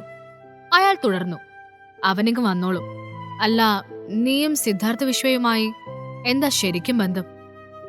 ഇത് കേട്ടപ്പോൾ അച്ഛൻ എന്തിനാണ് സ്നേഹം നടിച്ചുകൊണ്ട് തന്റെ അരികിലിരിക്കുന്നതെന്ന് നീലിമയ്ക്ക് മനസ്സിലായി. അശ്വിനെ അവർ എന്തു ചെയ്യുമെന്ന് പറയാൻ പറ്റില്ല. സിദ്ധാർത്ഥിനോട് ഇത്തരം കാര്യങ്ങൾ പറയാനുള്ള അടുപ്പവും തനിക്കില്ല. എന്നാ ഈ അവസ്ഥയിൽ പറയാതിരിക്കാനും വയ്യ. അശ്വിൻ ഇപ്പോ തന്നെ അമ്മയെ കാണാതെ പേടിച്ച് കരഞ്ഞു തുടങ്ങിക്കാണും. അവൾ ചിന്തിച്ചു. എന്തായാലും സിദ്ധാർത്ഥിനെ ചെന്ന് കാണാൻ തന്നെ നീലിമ തീരുമാനിച്ചു. ഗൂഗിളിൽ തിരഞ്ഞ് അവൾ വിശ്വ ഗ്രൂപ്പ് ഓഫ് കമ്പനീസിന്റെ ഹെഡ് ഓഫീസ് കണ്ടുപിടിച്ചു. ഹോസ്പിറ്റലിൽ നിന്ന് ഇറങ്ങി നേരെ അവൾ അവിടേക്ക് ചെന്നു. എനിക്ക് മിസ്റ്റർ സിദ്ധാർത്ഥ വിശ്വനാഥനൊന്ന് കാണുമായിരുന്നു, നീലിമ പറഞ്ഞു. അപ്പോയിന്റ്മെന്റ് എടുത്തിട്ടുണ്ടോ? റിസപ്ഷനിസ്റ്റ് ചോദിച്ചു. ഇല്ല, അത്യാവശ്യമാണ്, ഒന്ന് കണ്ടേ പറ്റൂ. നോക്കൂ മാഡം, അപ്പോയിന്റ്മെന്റ് ഇല്ലാതെ എനിക്ക് നിങ്ങൾ അകത്തേക്ക് വിടാൻ പറ്റില്ല. സോറി. വൈകുന്നേരം വരെ അവൾക്ക് ആ ഇരിപ്പ് തുടരേണ്ടി വന്നു. സിദ്ധാർത്ഥ ഓഫീസിൽ നിന്നിറങ്ങി വരുന്നത് കണ്ടപ്പോൾ നീലിമ അവന്റെ അരികിലേക്ക് നടന്നു. പക്ഷേ അവൻ നീലിമയെ ശ്രദ്ധിച്ചില്ല. അവൾ അടുത്ത് ചെന്നപ്പോഴേക്കും സിദ്ധാർത്ഥ് മറ്റൊരു വഴിയിലൂടെ കാറിലേക്ക് കയറിയിരുന്നു. അശ്വിന്റെ മുഖം ഓർത്തപ്പോൾ നീലിമ മറ്റൊന്നും ചിന്തിക്കാതെ സിദ്ധാർത്ഥിന്റെ കാറിന് മുന്നിലേക്ക് ചാടി. ഡ്രൈവർ പെട്ടെന്ന് വണ്ടി ചവിട്ടി നിർത്തി. അയാൾ പറഞ്ഞു, മാഡം, നിങ്ങൾ എന്തായി കാണിക്കുന്നത്? എനിക്ക് സാറിനൊന്ന് കാണണം, അവൾ പറഞ്ഞു. അവളുടെ മുഖം കണ്ടപ്പോൾ തന്നെ എന്തോ അത്യാവശ്യ കാര്യമാണെന്ന് ഡ്രൈവർക്ക് മനസ്സിലായി. പക്ഷേ സിദ്ധാർത്ഥിനോട് ചോദിച്ചാൽ അയാൾ വഴക്ക് പറയും എന്നുറപ്പാണ്. മാഡം, സാറ് കുറച്ച് തിരക്കിലാണ്, നിങ്ങൾ പിന്നെ വരൂ. അയ്യോ, അത് പറ്റില്ല, വളരെ അത്യാവശ്യമാണ്, സാറിനോടൊന്ന് പറയാമോ? ഇത് കേട്ട് ഡ്രൈവർ സിദ്ധാർത്ഥിനെ നോക്കി. ഒന്നും കേൾക്കാത്ത ഭാവത്തിൽ ഇരിക്കുകയാണ് സിദ്ധാർത്ഥ്. ഡ്രൈവർ അവനോട് കാര്യം പറഞ്ഞു. ഞാനിപ്പോ തിരക്കിലാണെന്ന് പറ, അവൻ പറഞ്ഞു. ഡ്രൈവർ തല പുറത്തേക്ക് നീട്ടിയിട്ട് അത് അവളോടും പറഞ്ഞു. അവൾ സിദ്ധാർത്ഥിനെ കാണാതെ പോകില്ലെന്ന് മനസ്സിലായപ്പോൾ ഡ്രൈവർ നിസ്സഹായനായി പിൻ സീറ്റിലേക്ക് നോക്കി. അവളോട് കാറിനുള്ളിൽ കയറാൻ പറ, സിദ്ധാർത്ഥ് പറഞ്ഞു. ഇത് കേട്ട് ഡ്രൈവർ പുറത്തിറങ്ങി ചെന്ന് നീലിമയോട് പറഞ്ഞു. കാറിലേക്ക് കയറാൻ പറഞ്ഞു. അദ്ദേഹത്തിന് മനസ്സ് മാറുന്നതിന് മുമ്പ് വേഗം കാര്യം പറഞ്ഞിട്ട് പോകും മാഡം, എനിക്കൊരു സഹായം വേണം, അവൾ ഗദ്ഗദത്തോടെ പറഞ്ഞു. ഇത് കേട്ട് സിദ്ധാർത്ഥ് പൊട്ടിച്ചിരിച്ചു. നിനക്ക് സഹായമോ? കൊള്ളാമല്ലോ, ഇങ്ങനൊന്നും ആയിരുന്നില്ലല്ലോ മുൻപ് കണ്ടപ്പോ പറഞ്ഞത്. സോറി സർ, സഹായം ചോദിച്ച് ഞാൻ നിങ്ങളുടെ അടുത്ത് വരാൻ പാടില്ലായിരുന്നു. അവൾ പുറത്തിറങ്ങി ഡോർ അടച്ചു. പെട്ടെന്ന് വെയിലിലേക്ക് ഇറങ്ങിയതുകൊണ്ട് അവൾക്ക് തല കറങ്ങുന്നത് പോലെ തോന്നി. അവൾ വീട്ടിലേക്ക് പോകാൻ തീരുമാനിച്ചു. വീട്ടിലല്ലാതെ അച്ഛൻ മറ്റെവിടെയും അശ്വിനെ പാർപ്പിക്കാൻ സാധ്യതയില്ല എന്നവൾക്ക് തോന്നി. CCTV ദൃശ്യങ്ങളിൽ പെടാതെ നീലിമ അകത്തു കടന്നു.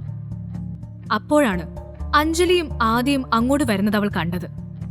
അവർ രണ്ടുപേരും അശ്വിനെ കാണാനായി പോകുകയാണെന്ന് മനസ്സിലാക്കിയ നീലിമ അവർക്കൊപ്പം പോകുവാൻ തീരുമാനിച്ചു.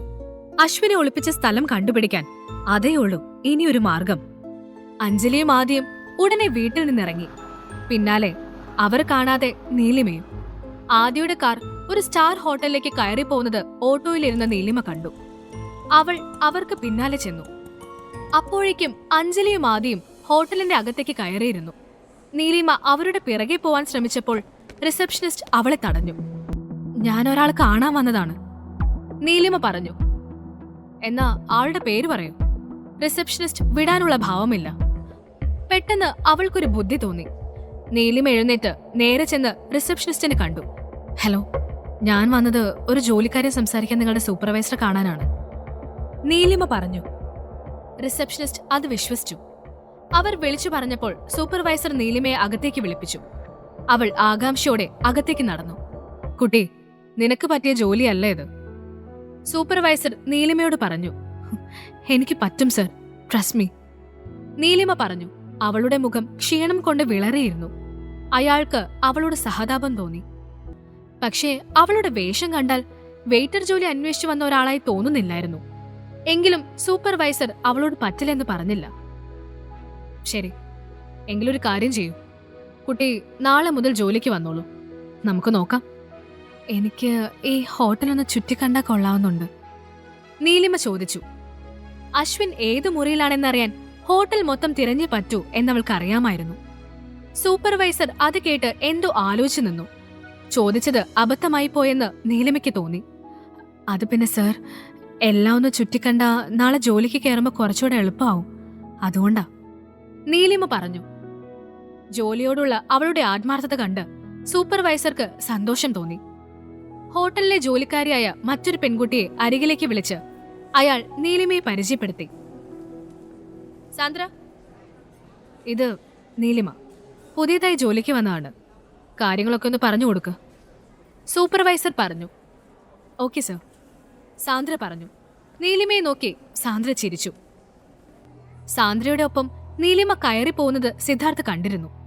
അവൾ തന്നെ കാണാനും വീണ്ടും എന്തെങ്കിലും സഹായം ചോദിക്കാനും വേണ്ടിയാകും അവിടേക്ക് വന്നതെന്ന് അവൻ ചിന്തിച്ചു. അതെ, CCTV ഒക്കെയുള്ള കൺട്രോൾ റൂം എവിടെയാ? നീലിമ പെട്ടെന്ന് ചോദിച്ചു. എന്തിനാ കുട്ടിക്ക് അത്? അല്ലടോ, ഇപ്പോ എന്തെങ്കിലും പ്രശ്നമുണ്ടായാൽ അവിടെയല്ലേ എല്ലാവരും പോകുന്നേ, അപ്പോ അതല്ല ആദ്യം കാണേണ്ടത്, നീലിമ ചോദിച്ചു. സംശയത്തോടെ അവളെ ഒന്ന് നോക്കിയെങ്കിലും സാന്ദ്ര കൺട്രോൾ റൂം എവിടെയാണെന്ന് അവൾക്ക് പറഞ്ഞുകൊടുത്തു. അവിടെ ഒരു മുറിക്ക് മുന്നിൽ മാത്രം 2 ബോഡിഗാർഡ് കാവൽ നിൽക്കുന്നതായി അവൾ കണ്ടു. ഉറപ്പായും അശ്വിൻ അതിലുണ്ടാവും. ആ മുറിയിൽ കയറാൻ എന്താ വഴി? നീലിമ ചിന്തിച്ചു. അപ്പോഴാണ് ഒരു വെയിറ്റർ ട്രോളിയുമായി ആ മുറിയിലേക്ക് പോകാൻ ഭാവിക്കുന്നത് അവൾ കണ്ടത്. അവൾ അയാളുടെ അടുത്തേക്ക് ഓടിച്ചെന്നു. എന്നിട്ട് പറഞ്ഞു, ചേട്ടാ, ഞാൻ ന്യൂ ജോയിനിയാണ്. നിങ്ങൾ വളരെ ക്ഷീണിച്ചല്ലോ, ഇത്തിരി നേരം റെസ്റ്റ് എടുത്തോളൂ, ഇത് ഞാൻ കൊണ്ടുകൊടുക്കാം, നീലിമ പറഞ്ഞു. അത് കേട്ട് അയാൾ അവളെ ഒന്ന് നോക്കി. അവളുടെ വെയിറ്റർ വേഷം കണ്ടപ്പോൾ അയാൾ മറുത്തു പറഞ്ഞില്ല.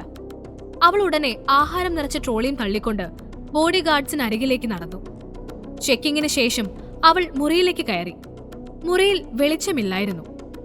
നീലിമ ചെന്ന് ലൈറ്റ് ഇട്ടു. അവിടെയെല്ലാം തിരഞ്ഞിട്ടും അവൾക്ക് മകനെ കണ്ടെത്താൻ കഴിഞ്ഞില്ല. ഇനിയിപ്പോ എന്താ ചെയ്യാ? ഇവരെവിടെയാണോ എന്റെ കുഞ്ഞിനെ ഒളിപ്പിച്ചിരിക്കുന്നത്? നീലിമ ചിന്തിച്ചു. എല്ലായിടത്തും ഒന്നുകൂടെ തിരഞ്ഞ ശേഷം നിരാശയോടെ നീലിമ അവിടെ നിന്നും മടങ്ങാൻ ശ്രമിച്ചു. അപ്പോഴാണ് കുളിമുറിയിൽ നിന്നും ആരോ കുളിക്കുന്ന ശബ്ദം അവൾ കേട്ടത്. ഉള്ളിൽ ഒരു പുരുഷനാണെന്ന് അവൾക്ക് മനസ്സിലായി. അയാൾ തന്നെ കാണുന്നതിന് മുൻപ് പുറത്തിറങ്ങാൻ അവൾ ശ്രമിച്ചു. പക്ഷേ പെട്ടെന്ന് അവളുടെ കൈ തട്ടി മേശപ്പുറത്തിരുന്ന ഫ്ലവർ വേസ് നിലത്ത് വീണുടഞ്ഞു. കുളിച്ചുകൊണ്ടിരുന്ന സിദ്ധാർത്ഥ് ഈ ശബ്ദം കേട്ട് ടവലെടുത്ത് പുതച്ച് പുറത്തേക്ക് ഇറങ്ങി വന്നു. സിദ്ധാർത്ഥിനെ കണ്ട് നീലിമ അമ്പരന്ന് പോയി. എന്റെ ദേവി, പിന്നെ ഞാൻ ഈ കാലന്റെ കയ്യിലാണല്ലോ വന്ന് പെട്ടത്, നീലിമ മനസ്സിൽ പറഞ്ഞു.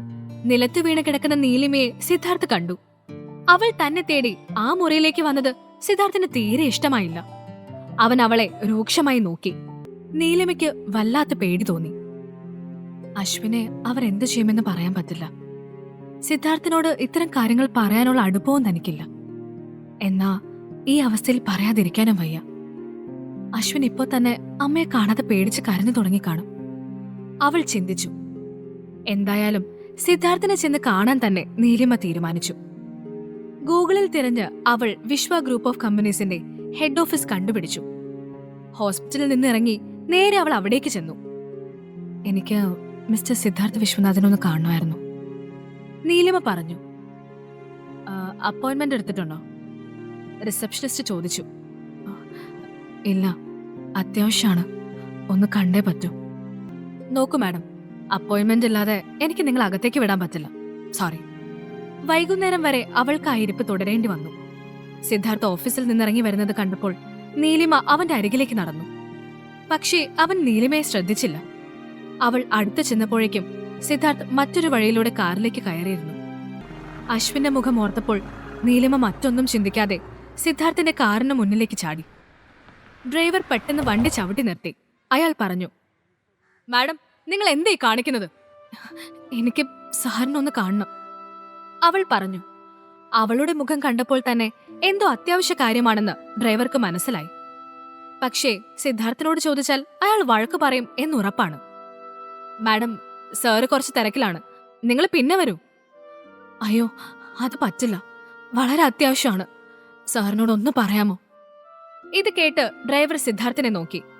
ഒന്നും കേൾക്കാത്ത ഭാവത്തിൽ ഇരിക്കുകയാണ് സിദ്ധാർത്ഥ്. ഡ്രൈവർ അവനോട് കാര്യം പറഞ്ഞു. ഞാനിപ്പോ തിരക്കിലാണെന്ന് പറ, അവൻ പറഞ്ഞു. ഡ്രൈവർ തല പുറത്തേക്ക് നീട്ടിയിട്ട് അത് അവളോടും പറഞ്ഞു. അവൾ സിദ്ധാർത്ഥിനെ കാണാതെ പോകില്ലെന്ന് മനസ്സിലായപ്പോൾ ഡ്രൈവർ നിസ്സഹായനായി പിൻ സീറ്റിലേക്ക് നോക്കി. അവളോട് കാറിനുള്ളിൽ കയറാൻ പറ, സിദ്ധാർത്ഥ് പറഞ്ഞു. ഇത് കേട്ട് ഡ്രൈവർ പുറത്തിറങ്ങി ചെന്ന് നീലിമയോട് പറഞ്ഞു. കാറിലേക്ക് കയറാൻ പറഞ്ഞു. അദ്ദേഹത്തിന് മനസ്സ് മാറുന്നതിന് മുമ്പ് വേഗം കാര്യം പറഞ്ഞിട്ട് പോകും മാഡം, എനിക്കൊരു സഹായം വേണം, അവൾ ഗദ്ഗദത്തോടെ പറഞ്ഞു. ഇത് കേട്ട് സിദ്ധാർത്ഥ് പൊട്ടിച്ചിരിച്ചു. നിനക്ക് സഹായമോ? കൊള്ളാമല്ലോ, ഇങ്ങനൊന്നും ആയിരുന്നില്ലല്ലോ മുൻപ് കണ്ടപ്പോ പറഞ്ഞത്. സോറി സർ, സഹായം ചോദിച്ച് ഞാൻ നിങ്ങളുടെ അടുത്ത് വരാൻ പാടില്ലായിരുന്നു. അവൾ പുറത്തിറങ്ങി ഡോർ അടച്ചു. പെട്ടെന്ന് വെയിലിലേക്ക് ഇറങ്ങിയതുകൊണ്ട് അവൾക്ക് തല കറങ്ങുന്നത് പോലെ തോന്നി. അവൾ വീട്ടിലേക്ക് പോകാൻ തീരുമാനിച്ചു. വീട്ടിലല്ലാതെ അച്ഛൻ മറ്റെവിടെയും അശ്വിനെ പാർപ്പിക്കാൻ സാധ്യതയില്ല എന്നവൾക്ക് തോന്നി. CCTV ദൃശ്യങ്ങളിൽ പെടാതെ നീലിമ അകത്ത് കടന്നു. അപ്പോഴാണ് അഞ്ജലിയും ആദിയും അങ്ങോട്ട് വരുന്നത് അവൾ കണ്ടത്. അവർ രണ്ടുപേരും അശ്വിനെ കാണാനായി പോകുകയാണെന്ന് മനസ്സിലാക്കിയ നീലിമ അവർക്കൊപ്പം പോകുവാൻ തീരുമാനിച്ചു. അശ്വിനെ ഒളിപ്പിച്ച സ്ഥലം കണ്ടുപിടിക്കാൻ അതേയുള്ളൂ ഇനിയൊരു മാർഗം. അഞ്ജലിയും ആദിയും ഉടനെ വീട്ടിൽ നിന്നിറങ്ങി. പിന്നാലെ അവർ കാണാതെ നീലിമയും. ആദിയുടെ കാർ ഒരു സ്റ്റാർ ഹോട്ടലിലേക്ക് കയറി പോകുന്നത് ഓട്ടോയിലിരുന്ന നീലിമ കണ്ടു. അവൾ അവർക്ക് പിന്നാലെ ചെന്നു. അപ്പോഴേക്കും അഞ്ജലിയും ആദിയും ഹോട്ടലിന്റെ അകത്തേക്ക് കയറിയിരുന്നു. നീലിമ അവരുടെ പിറകെ പോവാൻ ശ്രമിച്ചപ്പോൾ റിസപ്ഷനിസ്റ്റ് അവളെ തടഞ്ഞു. ഞാൻ ഒരാൾ കാണാൻ വന്നതാണ്, നീലിമ പറഞ്ഞു. എന്നാ ആളുടെ പേര് പറയൂ. റിസപ്ഷനിസ്റ്റ് വിടാനുള്ള ഭാവമില്ല. പെട്ടെന്ന് അവൾക്കൊരു ബുദ്ധി തോന്നി. നീലിമ എഴുന്നേറ്റ് നേരെ ചെന്ന് റിസപ്ഷനിസ്റ്റിനെ കണ്ടു. ഹലോ, ഞാൻ വന്നത് ഒരു ജോലിക്കാരെ സംസാരിക്കാൻ നിങ്ങളുടെ സൂപ്പർവൈസറെ കാണാനാണ്, നീലിമ പറഞ്ഞു. റിസപ്ഷനിസ്റ്റ് അത് വിശ്വസിച്ചു. അവർ വിളിച്ചു പറഞ്ഞപ്പോൾ സൂപ്പർവൈസർ നീലിമയെ അകത്തേക്ക് വിളിപ്പിച്ചു. അവൾ ആകാംക്ഷയോടെ അകത്തേക്ക് നടന്നു. കുട്ടി, നിനക്ക് പറ്റിയ ജോലിയല്ല ഇത്, സൂപ്പർവൈസർ നീലിമയോട് പറഞ്ഞു. എനിക്ക് പറ്റും സർ, ട്രസ്റ്റ് മീ, നീലിമ പറഞ്ഞു. അവളുടെ മുഖം ക്ഷീണം കൊണ്ട് വിളറിയിരുന്നു. അയാൾക്ക് അവളോട് സഹതാപം തോന്നി. പക്ഷേ അവളുടെ വേഷം കണ്ടാൽ വെയിറ്റർ ജോലി അന്വേഷിച്ചു വന്ന ഒരാളായി തോന്നുന്നില്ലായിരുന്നു. എങ്കിലും സൂപ്പർവൈസർ അവളോട് പറ്റില്ലെന്ന് പറഞ്ഞില്ല. ശരി, എങ്കിലൊരു കാര്യം ചെയ്യൂ, കുട്ടി നാളെ മുതൽ ജോലിക്ക് വന്നോളൂ, നമുക്ക് നോക്കാം. എനിക്ക് ഈ ഹോട്ടലൊന്ന് ചുറ്റിക്കണ്ടാ കൊള്ളാവുന്നുണ്ട്, നീലിമ ചോദിച്ചു. അശ്വിൻ ഏത് മുറിയിലാണെന്നറിയാൻ ഹോട്ടൽ മൊത്തം തിരഞ്ഞു പറ്റൂ എന്നവൾക്ക് അറിയാമായിരുന്നു. സൂപ്പർവൈസർ അത് കേട്ട് എന്തോ ആലോചിച്ചു നിന്നു. ചോദിച്ചത് അബദ്ധമായി പോയെന്ന് നീലിമയ്ക്ക് തോന്നി. അത് പിന്നെ സർ, എല്ലാം ഒന്ന് ചുറ്റിക്കണ്ട നാളെ ജോലിക്ക് കയറുമ്പോൾ കുറച്ചുകൂടെ എളുപ്പമാവും, അതുകൊണ്ടാ, നീലിമ പറഞ്ഞു. ജോലിയോടുള്ള അവളുടെ ആത്മാർത്ഥത കണ്ട് സൂപ്പർവൈസർക്ക് സന്തോഷം തോന്നി. ഹോട്ടലിലെ ജോലിക്കാരിയായ മറ്റൊരു പെൺകുട്ടിയെ അരികിലേക്ക് വിളിച്ച് അയാൾ നീലിമയെ പരിചയപ്പെടുത്തി. സാന്ദ്ര, ഇത് നീലിമ, പുതിയതായി ജോലിക്ക് വന്നതാണ്. കാര്യങ്ങളൊക്കെ ഒന്ന് പറഞ്ഞു കൊടുക്ക്. സൂപ്പർവൈസർ പറഞ്ഞു. Okay sir. സാന്ദ്ര പറഞ്ഞു. നീലിമയെ നോക്കി സാന്ദ്ര ചിരിച്ചു. സാന്ദ്രയുടെ ഒപ്പം നീലിമ കയറി പോകുന്നത് സിദ്ധാർത്ഥ് കണ്ടിരുന്നു. അവൾ തന്നെ കാണാനും വീണ്ടും എന്തെങ്കിലും സഹായം ചോദിക്കാനും വേണ്ടിയാകും അവിടേക്ക് വന്നതെന്ന് അവൻ ചിന്തിച്ചു. അതെ, CCTV ഒക്കെയുള്ള കൺട്രോൾ റൂം എവിടെയാ? നീലിമ പെട്ടെന്ന് ചോദിച്ചു. എന്തിനാ കുട്ടിക്ക് അത്? അല്ലടോ, ഇപ്പോ എന്തെങ്കിലും പ്രശ്നമുണ്ടായാൽ അവിടെയല്ലേ എല്ലാവരും പോകുന്നേ. അപ്പോ അതല്ല ആദ്യം കാണേണ്ടത്. നീലിമ ചോദിച്ചു. സംശയത്തോടെ അവളെ ഒന്ന് നോക്കിയെങ്കിലും സാന്ദ്ര കൺട്രോൾ റൂം എവിടെയാണെന്ന് അവൾക്ക് പറഞ്ഞു കൊടുത്തു. അവിടെ ഒരു മുറിക്ക് മുന്നിൽ മാത്രം 2 ബോഡിഗാർഡ് കാവൽ നിൽക്കുന്നതായി അവൾ കണ്ടു. ഉറപ്പായും അശ്വിൻ അതിലുണ്ടാവും. ആ മുറിയിൽ കയറാൻ എന്താ വഴി? നീലിമ ചിന്തിച്ചു. അപ്പോഴാണ് ഒരു വെയിറ്റർ ട്രോളിയുമായി ആ മുറിയിലേക്ക് പോകാൻ ഭാവിക്കുന്നത് അവൾ കണ്ടത്. അവൾ അയാളുടെ അടുത്തേക്ക് ഓടിച്ചെന്നു. എന്നിട്ട് പറഞ്ഞു, ചേട്ടാ, ഞാൻ ന്യൂ ജോയിനിയാണ്. നിങ്ങൾ വളരെ ക്ഷീണിച്ചല്ലോ. ഇത്തിരി നേരം റെസ്റ്റ് എടുത്തോളൂ. ഇത് ഞാൻ കൊണ്ടുകൊടുക്കാം. നീലിമ പറഞ്ഞു. അത് കേട്ട് അയാൾ അവളെ ഒന്ന് നോക്കി. അവളുടെ വെയിറ്റർ വേഷം കണ്ടപ്പോൾ അയാൾ മറത്തു പറഞ്ഞില്ല. അവൾ ഉടനെ ആഹാരം നിറച്ച ട്രോളിയും തള്ളിക്കൊണ്ട് ബോഡി ഗാർഡ്സിന് അരികിലേക്ക് നടന്നു. ചെക്കിങ്ങിന് ശേഷം അവൾ മുറിയിലേക്ക് കയറി. മുറിയിൽ വെളിച്ചമില്ലായിരുന്നു. നീലിമ ചെന്ന് ലൈറ്റ് ഇട്ടു. അവിടെയെല്ലാം തിരഞ്ഞിട്ടും അവൾക്ക് മകനെ കണ്ടെത്താൻ കഴിഞ്ഞില്ല. ഇനിയിപ്പോ എന്താ ചെയ്യാ? ഇവരെവിടെയാണ് എന്റെ കുഞ്ഞിനെ ഒളിപ്പിച്ചിരിക്കുന്നത്? നീലിമ ചിന്തിച്ചു. എല്ലായിടത്തും ഒന്നുകൂടെ തിരഞ്ഞ ശേഷം നിരാശയോടെ നീലിമ അവിടെ നിന്നും മടങ്ങാൻ ശ്രമിച്ചു. അപ്പോഴാണ് കുളിമുറിയിൽ നിന്നും ആരോ കുളിക്കുന്ന ശബ്ദം അവൾ കേട്ടത്. ഉള്ളിൽ ഒരു പുരുഷനാണെന്ന് അവൾക്ക് മനസ്സിലായി. അയാൾ തന്നെ കാണുന്നതിന് മുൻപ് പുറത്തിറങ്ങാൻ അവൾ ശ്രമിച്ചു. പക്ഷേ പെട്ടെന്ന് അവളുടെ കൈ തട്ടി മേശപ്പുറത്തിരുന്ന ഫ്ലവർ വേസ് നിലത്ത് വീണുടഞ്ഞു. കുളിച്ചുകൊണ്ടിരുന്ന സിദ്ധാർത്ഥ് ഈ ശബ്ദം കേട്ട് ടവലെടുത്ത് പുതച്ച് പുറത്തേക്ക് ഇറങ്ങി വന്നു.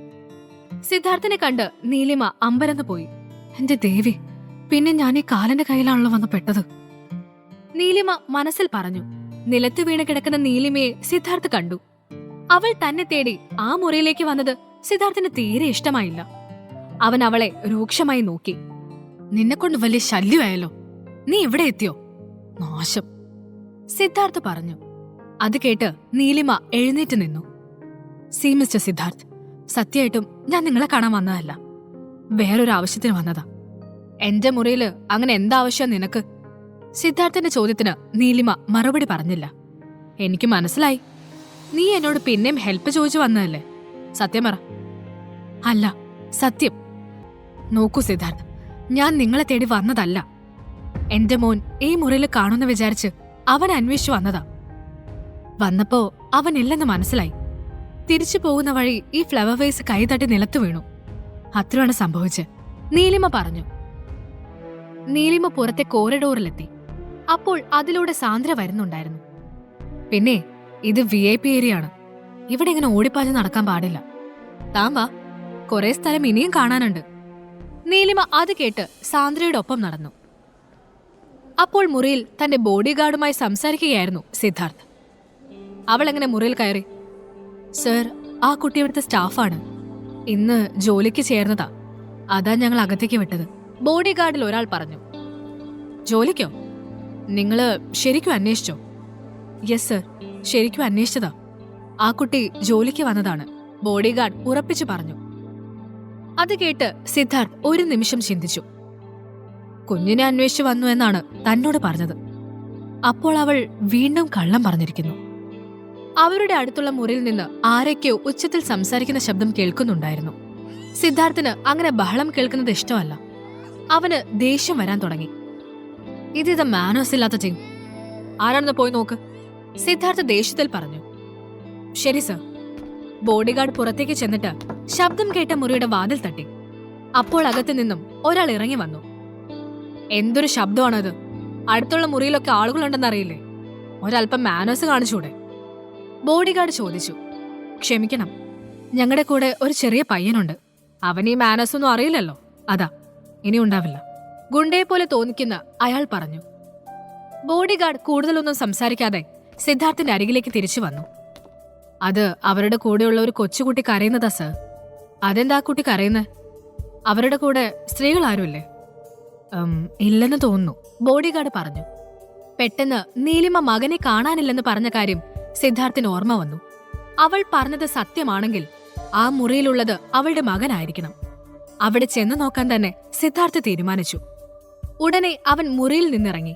എന്നിട്ട് അടുത്ത മുറിയുടെ വാതിൽ തട്ടി. അപ്പോൾ വീണ്ടും അതേ ആൾ വന്ന് വാതിൽ തുറന്നു. ആ കുട്ടി എന്തിനാ കരയുന്നത്? അതിന്റെ അമ്മ കൂടെയല്ലേ? സിദ്ധാർത്ഥ് ചോദിച്ചു. കുട്ടികളാവുമ്പോ കരയും, ഇതൊക്കെ ചോദിക്കാൻ നിങ്ങളാരാ? സിദ്ധാർത്ഥ് അയാളെ പിന്നിലേക്ക് പിടിച്ചു തള്ളി. അയാൾ പിന്നിലേക്ക് വീണപ്പോൾ വാതിൽ മലർക്കെ തുറന്നു. ആ മുറിയിൽ ഗുണ്ടകളെന്ന് തോന്നിപ്പിക്കുന്ന ഒന്നിലധികം പുരുഷന്മാർ ഉണ്ടായിരുന്നു. അവരുടെ ഇടയിൽ കരഞ്ഞുകൊണ്ടിരിക്കുന്ന അശ്വിനെ അയാൾ കണ്ടു. ഒരാൾ അശ്വിന്റെ വായ പൊത്തിപ്പിടിച്ചിട്ടുണ്ട്. അപരിചിതനായ ഒരാൾ മുറിയിലേക്ക് കടന്നു വന്നത് കണ്ട് അയാൾ പെട്ടെന്ന് കൈയെടുത്തു. കുഞ്ഞിനെ അവർ ഉപദ്രവിക്കുന്നുവെന്ന് കണ്ടപ്പോൾ സിദ്ധാർത്ഥിന്റെ രക്തം തിളച്ചു. അവൻ അകത്തേക്ക് ഓടിച്ചെന്ന് അയാളുടെ നെഞ്ചിൽ ആഞ്ഞു ചവിട്ടി. ഗുണ്ട പിടിവിട്ട് നിലത്തേക്ക് വീണു. അശ്വിൻ അവശനായിരുന്നു. അവൻ ഡാഡി എന്ന് വിളിച്ചു കരഞ്ഞു. ആ കുഞ്ഞിന്റെ മുഖം കണ്ടപ്പോൾ സിദ്ധാർത്ഥിന് അവനോട് അതിയായ വാത്സല്യം തോന്നി. അശ്വിനെ ബോഡിഗാർഡ്സിന്റെ കയ്യിൽ ഏൽപ്പിച്ച ശേഷം സിദ്ധാർത്ഥ് തന്റെ ബെൽറ്റ് ഊരിയെടുത്ത് ആ മുറിയിൽ ഉണ്ടായിരുന്ന എല്ലാവരെയും പൊതിരെ തല്ലി. അത്രയും പ്രിയപ്പെട്ട ആരെയോ വേദനിപ്പിച്ചതുപോലെയായിരുന്നു സിദ്ധാർത്ഥിന്റെ അപ്പോഴത്തെ ഭാവം. അത് കണ്ട് ബോഡിഗാർഡ് പരസ്പരം നോക്കി.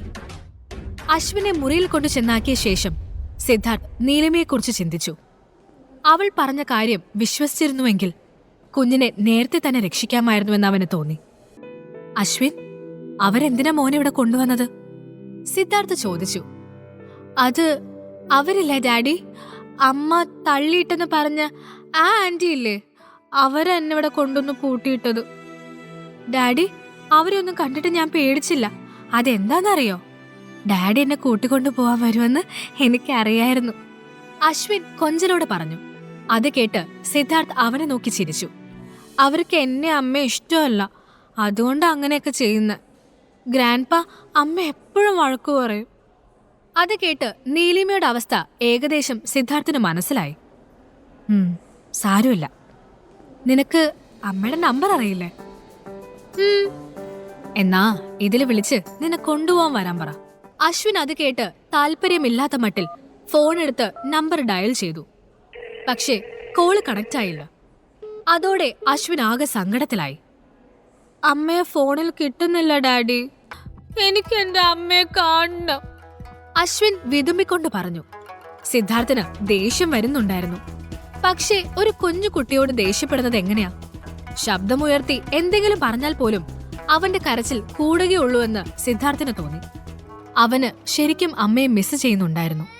അത് കണ്ട് സിദ്ധാർത്ഥ് അശ്വിനെ സമാധാനിപ്പിക്കാൻ ശ്രമിച്ചു. അച്ചു. ആദ്യമായാണ് അവൻ അശ്വിനെ അത്ര സ്നേഹത്തോടെ വിളിക്കുന്നത്. അശ്വിൻ അത് കേട്ട് അവനെ നോക്കി. ആ കുഞ്ഞു കണ്ണുകൾ നിറഞ്ഞിട്ടുണ്ടായിരുന്നു. സിദ്ധാർത്ഥ് അവന്റെ കണ്ണുനീർ തുടച്ചു കൊടുത്തു. എന്നിട്ട് പറഞ്ഞു, മോൻ പേടിക്കണ്ട, ചിലപ്പോ അമ്മയുടെ ഫോണിന് എന്തെങ്കിലും ഇഷ്യൂ കാണും. ഒരു കാര്യം ചെയ്യാം, മോൻ ഇന്നിവിടെ എന്റെ കൂടെ താമസിക്കേ. നാളെ രാവിലെ അമ്മ എന്തായാലും നിന്നെ അന്വേഷിച്ചു വരും. അശ്വിൻ അത് കേട്ട് കരച്ചിൽ നിർത്തി അവനെ നോക്കി. ശരിക്കും ഞാനിന്ന് ഡാഡിയുടെ കൂടെയാണോ? അവൻ വീണ്ടും ഡാഡി എന്ന് വിളിച്ചപ്പോൾ സിദ്ധാർത്ഥ് അസ്വസ്ഥനായി. പക്ഷേ അവനത് പുറമെ പ്രകടിപ്പിച്ചില്ല. അതോടെ അശ്വിന്റെ മുഖത്ത് സന്തോഷം തെളിഞ്ഞു. മോൻ കിടന്നുറങ്ങിക്കോ, സിദ്ധാർത്ഥ് അവന്റെ കവിളിൽ തടവി പറഞ്ഞു. അശ്വിൻ മറുപടി പറയാതെ സിദ്ധാർത്ഥിനെ നോക്കി നിൽക്കുകയാണ്.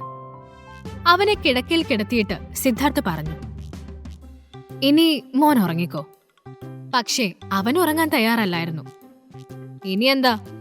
സിദ്ധാർത്ഥ് ചോദിച്ചു. ഡാഡി കിടന്നിട്ടേ ഞാനും കിടക്കുന്നുള്ളൂ. മോനെ, എനിക്ക് കുറച്ച് ജോലികൾ തീർക്കാനുണ്ട്, മോൻ കിടന്നോ. സിദ്ധാർത്ഥ് തന്റെ അസ്വസ്ഥത പുറത്ത് കാണിക്കാതെ പറഞ്ഞു. എന്നാ ഞാനും കിടക്കുന്നില്ല. മറുത്തെന്തെങ്കിലും പറഞ്ഞാൽ അശ്വിൻ വീണ്ടും കരയാൻ തുടങ്ങും. ഞാനും കിടക്കാം, വാ, സിദ്ധാർത്ഥ് ഗതിയില്ലാതെ പറഞ്ഞു. അശ്വിന് ഉത്സാഹം കൂടി. സിദ്ധാർത്ഥ് അല്പം അസ്വസ്ഥതയോടെ ബെഡിൽ വന്ന് കിടന്ന് ലൈറ്റ് ഓഫ് ചെയ്തു.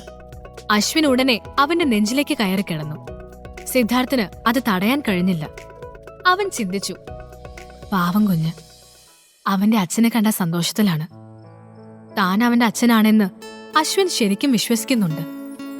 അതോർത്തപ്പോൾ സിദ്ധാർത്ഥിന്റെ മനസ്സിൽ ചെറിയ വേദന തോന്നി. അവൻ ഒരു കൈകൊണ്ട് അശ്വിനെ ചേർത്ത് പിടിച്ചു. അയാൾ ചിന്തിച്ചു, എന്തുകൊണ്ടാണ് തനിക്ക് ഈ കുഞ്ഞിനോട് ഒരു ആത്മബന്ധം തോന്നുന്നത്? ഹോട്ടലിലെ മുകൾ നിലയിൽ ഒരു മുറിയിൽ ആദിയുടെ ഒപ്പമായിരുന്നു അഞ്ജലി. ഈ ചെക്കനിവിടെ താമസിച്ചിരിപ്പിക്കുന്നതുകൊണ്ട് എന്തൊരു കഷ്ടമാ. ആ കൊച്ചിന്റെ തന്ത സിദ്ധാർത്ഥാണെന്ന് നിനക്ക് തോന്നുന്നുണ്ടോ? എനിക്കറിയില്ല, ആദി നിർവികാരമായി പറഞ്ഞു. അത് കേട്ട് അഞ്ജലി പരിഭവിച്ചു. എന്നാലും ആദി, ചേച്ചിയെന്ന് നിന്നെ ചതിച്ചുകൊണ്ടല്ലേ നിങ്ങൾക്ക് ഒന്നിക്കാൻ കഴിയാതെ പോയത്? അല്ലായിരുന്നേൽ നിങ്ങളുടെ വിവാഹം ഇപ്പൊ കഴിഞ്ഞേനെ അല്ലേ? അല്ല, നീ എന്തിനാ ഇപ്പോ ഈ വിഷയം എടുത്തിടുന്നത്? ഒന്നുമില്ല. അന്ന് അവള് ചതിച്ചത് നന്നായെന്നും അതുകൊണ്ടാ നിന്നെ എനിക്ക് കിട്ടിയതെന്നും നീ പറയുമെന്ന് വിചാരിച്ചു. അഞ്ജലി മുഖം വീർപ്പിച്ചുകൊണ്ട് പറഞ്ഞു. അവളുടെ വാക്കുകൾ സത്യമാണെന്ന് കരുതിയ ആദി അവളെ ചേർത്ത് പിടിച്ചു.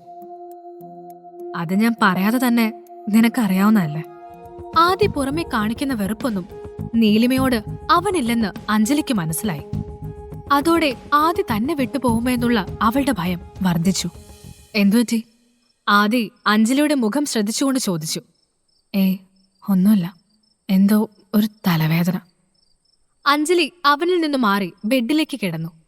അവളുടെ പെട്ടെന്നുള്ള മാറ്റത്തിന്റെ കാരണം അറിയാതെ അവൻ അവളെ തന്നെ നോക്കി. പിറ്റേന്ന് രാവിലെ നീലിമ ഹോട്ടലിൽ ജോലിക്കായി വന്നു. അവളുടെ മുഖത്ത് വല്ലാത്ത ക്ഷീണം പ്രകടമാണ്. അശ്വിനെ കാണാതെ അവൾക്ക് ഉറങ്ങാൻ പോലും സാധിക്കില്ല. പറഞ്ഞതിലും നേരത്തെ അവൾ വന്നത് കണ്ട സൂപ്പർവൈസർ പറഞ്ഞു, ഇങ്ങനെ വേണം കുട്ടി. ഇത്ര കൃത്യനിഷ്ഠയുള്ള കുട്ടികൾ ഇന്ന് കുറവാണ്. സൂപ്പർവൈസർ വളരെ സ്നേഹമുള്ള ആളായിരുന്നു. നീലിമ അദ്ദേഹത്തെ നോക്കി പുഞ്ചിരിച്ചു. അയാൾ പറഞ്ഞു, പിന്നെ മോളെ, ജോലിക്ക് കയറുമ്പോ ഒരു കാര്യം മാത്രം ഓർത്താ മതി. കസ്റ്റമറാണ് നമ്മൾക്ക് വലുത്. അവരെ വെറുപ്പിക്കരുത്. ഞാൻ നോക്കിക്കോളാം സർ. എന്നാ ജോലി നടക്കട്ടെ. All the best. നീലിമയുടെ ജോലി അശ്വിനെ തിരയുക എന്നത് മാത്രമാണ്. അവൾ അതിനായി ഉടനെ മുകളിലെ നിലയിലേക്ക് പോയി. അവിടെയും അവൾക്ക് അശ്വിനെ കണ്ടെത്താൻ കഴിഞ്ഞില്ല. മുറികളിൽ പലതും അകത്തുനിന്ന് ലോക്ക് ചെയ്തിരിക്കുകയാണ്. വെറുതെ തട്ടിവിളിച്ച് കസ്റ്റമറെ ബുദ്ധിമുട്ടിച്ചാൽ ജോലി പോവും. പിന്നെ ഈ ഹോട്ടലിൽ കയറാൻ പോലും സാധിക്കില്ല. എന്റെ ഈശ്വര, ഞാനിനി എന്ത് ചെയ്യും? എന്റെ കുഞ്ഞ് എവിടെയാണെന്ന് അറിയില്ലല്ലോ, നീലിമ സ്വയം പറഞ്ഞു. അപ്പോഴേക്കും അവൾ നിൽക്കുന്നതിന്റെ അടുത്തുള്ള ലിഫ്റ്റ് തുറന്ന് അഞ്ജലി ഇറങ്ങി വന്നു. അഞ്ജലിയെ ഫോളോ ചെയ്താൽ അശ്വിനുള്ള മുറി കണ്ടുപിടിക്കാമെന്ന ചിന്തയിൽ നീലിമ അവളെ പിന്തുടർന്നു. അഞ്ജലി ആ ഇടനാഴിയിലൂടെ നടന്ന് ഒരു മുറിക്ക് മുന്നിലെത്തി. നീലിമ അവളുടെ പിന്നാലെ തന്നെ ഉണ്ടായിരുന്നു. അഞ്ജലി വാതിൽ തട്ടിയപ്പോൾ അകത്തുനിന്ന് 2 പുരുഷന്മാർ ഇറങ്ങി വന്നു. എവിടെ അവൻ? അഞ്ജലി മുറിയിൽ നിന്നിറങ്ങിയ പുരുഷനോട് ചോദിച്ചു. അത് മാഡം, അവൻ ഞങ്ങളുടെ കണ്ണു വെട്ടിച്ച് കടന്നു കളഞ്ഞു. ഒരു ചെറിയ കുഞ്ഞിനെ നോക്കാൻ പറ്റാത്ത നീയൊക്കെ എവിടത്തെ ഗുണ്ടയാണോ? Sorry madam. അവർ തല താഴ്ത്തി. ഇതെല്ലാം കേട്ട് പേടിച്ചു നിൽക്കുകയായിരുന്നു നീലിമ. കുഞ്ഞ് അവരുടെ കയ്യിൽ നിന്നും പോയി എന്നറിഞ്ഞ ഉടനെ അവൾ അവർക്കരികിലേക്ക് ചെന്നു. എന്നിട്ട് പറഞ്ഞു, അഞ്ജലി, എന്റെ മോൻ എവിടെ? മര്യാദയ്ക്ക് എന്റെ കുഞ്ഞിനെ എനിക്ക് കാണിച്ചു തന്നോ? നീലിമ പറഞ്ഞത് കേട്ട് അഞ്ജലി അവളെ അമ്പരപ്പോടെ നോക്കി. നീലിമയെ അഞ്ജലി അവിടെ പ്രതീക്ഷിച്ചതല്ല. ചേച്ചി, അത് പിന്നെ അച്ഛൻ പറഞ്ഞിട്ടാ ഞാൻ. ആര് പറഞ്ഞാലും ഇല്ലെങ്കിലും മര്യാദയ്ക്ക് എന്റെ മോനെ തിരിച്ചതാ, ഇല്ലേ ഞാനിപ്പോ പോലീസിനെ വിളിക്കും. നീലിമ ഫോൺ എടുത്ത് police control room number dial ചെയ്യാൻ ഒരുങ്ങി. എടോ, എന്തു നോക്കി നിൽക്കുക? അവള് പോലീസിനെ വിളിച്ച എല്ലാരും കുടുങ്ങും. അത് പറഞ്ഞത് കേട്ട് അവളുടെ ആളുകൾ നീലിമയുടെ അരികിലേക്ക് വന്ന് അവളുടെ ഫോൺ പിടിച്ചു വാങ്ങി. ഇതെന്തൊരു കഷ്ടമാണ് അഞ്ജലി, എന്റെ കുഞ്ഞ് നിന്നോട് എന്ത് തെറ്റാ ചെയ്തേ? ചേച്ചി ഇങ്ങനെ ടെൻഷൻ അടിക്കാതെ. അവൻ ചെറുതാണെന്നേ ഉള്ളൂ, നല്ല ബുദ്ധിയാ ചെറുക്കന്. അവൻ ദൂരെ ഒന്നും പോയി കാണില്ല, ഇവിടെ തന്നെ കാണും, അഞ്ജലി പറഞ്ഞു. നീലിമ മറുപടി പറയാതെ അവിടെ നിന്നും അശ്വിനെ അന്വേഷിച്ച് പോവാൻ ശ്രമിച്ചു. പക്ഷേ അഞ്ജലി അവളെ തടഞ്ഞു. മാറി നിക്ക്, അവൻ സിദ്ധാർത്ഥ് വിശ്വയുടെ മകനാണെന്നല്ലേ ചേച്ചി പറഞ്ഞത്? അപ്പോ വിശ്വ ഗ്രൂപ്പിന്റെ അടുത്ത അവകാശി അവനാണ്. ഞങ്ങൾക്ക് അവനെ വെച്ച് ചില കാര്യങ്ങൾ നേടിയെടുക്കാനുണ്ട്. സോ അവനെ കണ്ടുപിടിക്കേണ്ടത് ചേച്ചിയേക്കാൾ ഞങ്ങളുടെ ആവശ്യം. അഞ്ജലി നീലിമയ്ക്ക് അരികിൽ വന്ന് പറഞ്ഞു. അഞ്ജലി പ്ലീസ്, എന്നെ പോവാൻ സമ്മതിക്ക്. നീലിമയുടെ ശബ്ദം ഇടറിയിരുന്നു. അഞ്ജലിയും അവളുടെ ആളുകളും നീലിമയെ തടഞ്ഞു നിർത്തിയതുകൊണ്ട് അവരെ മറികടന്ന് പോവാനും അവൾക്ക് കഴിഞ്ഞില്ല. ആകെ നിസ്സഹായ അവസ്ഥയിലായിരുന്നു നീലിമ. ചേച്ചി പോയാലെങ്ങനെയാ? സിദ്ധാർത്ഥ വിശ്വ പറഞ്ഞത് നീ അയാളുടെ പെണ്ണാണെന്നല്ലേ? സോ ചേച്ചിയും വച്ച് ഞങ്ങൾക്ക് കാര്യം നേടാം. അയാള് വരുമോ എന്നൊന്ന് കാണണമല്ലോ, അഞ്ജലി പറഞ്ഞു. അഞ്ജലി, സത്യമായ അയാളും ഞാനുമായി ഒരു ബന്ധവുമില്ല.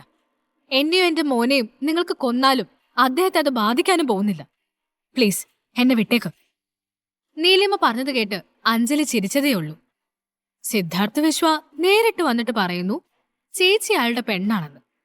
ചേച്ചി പറയുന്നു അയാളുമായി യാതൊരു ബന്ധവുമില്ലെന്ന്. ഞാനിപ്പോ ആര് പറയുന്നത് വിശ്വസിക്കണം?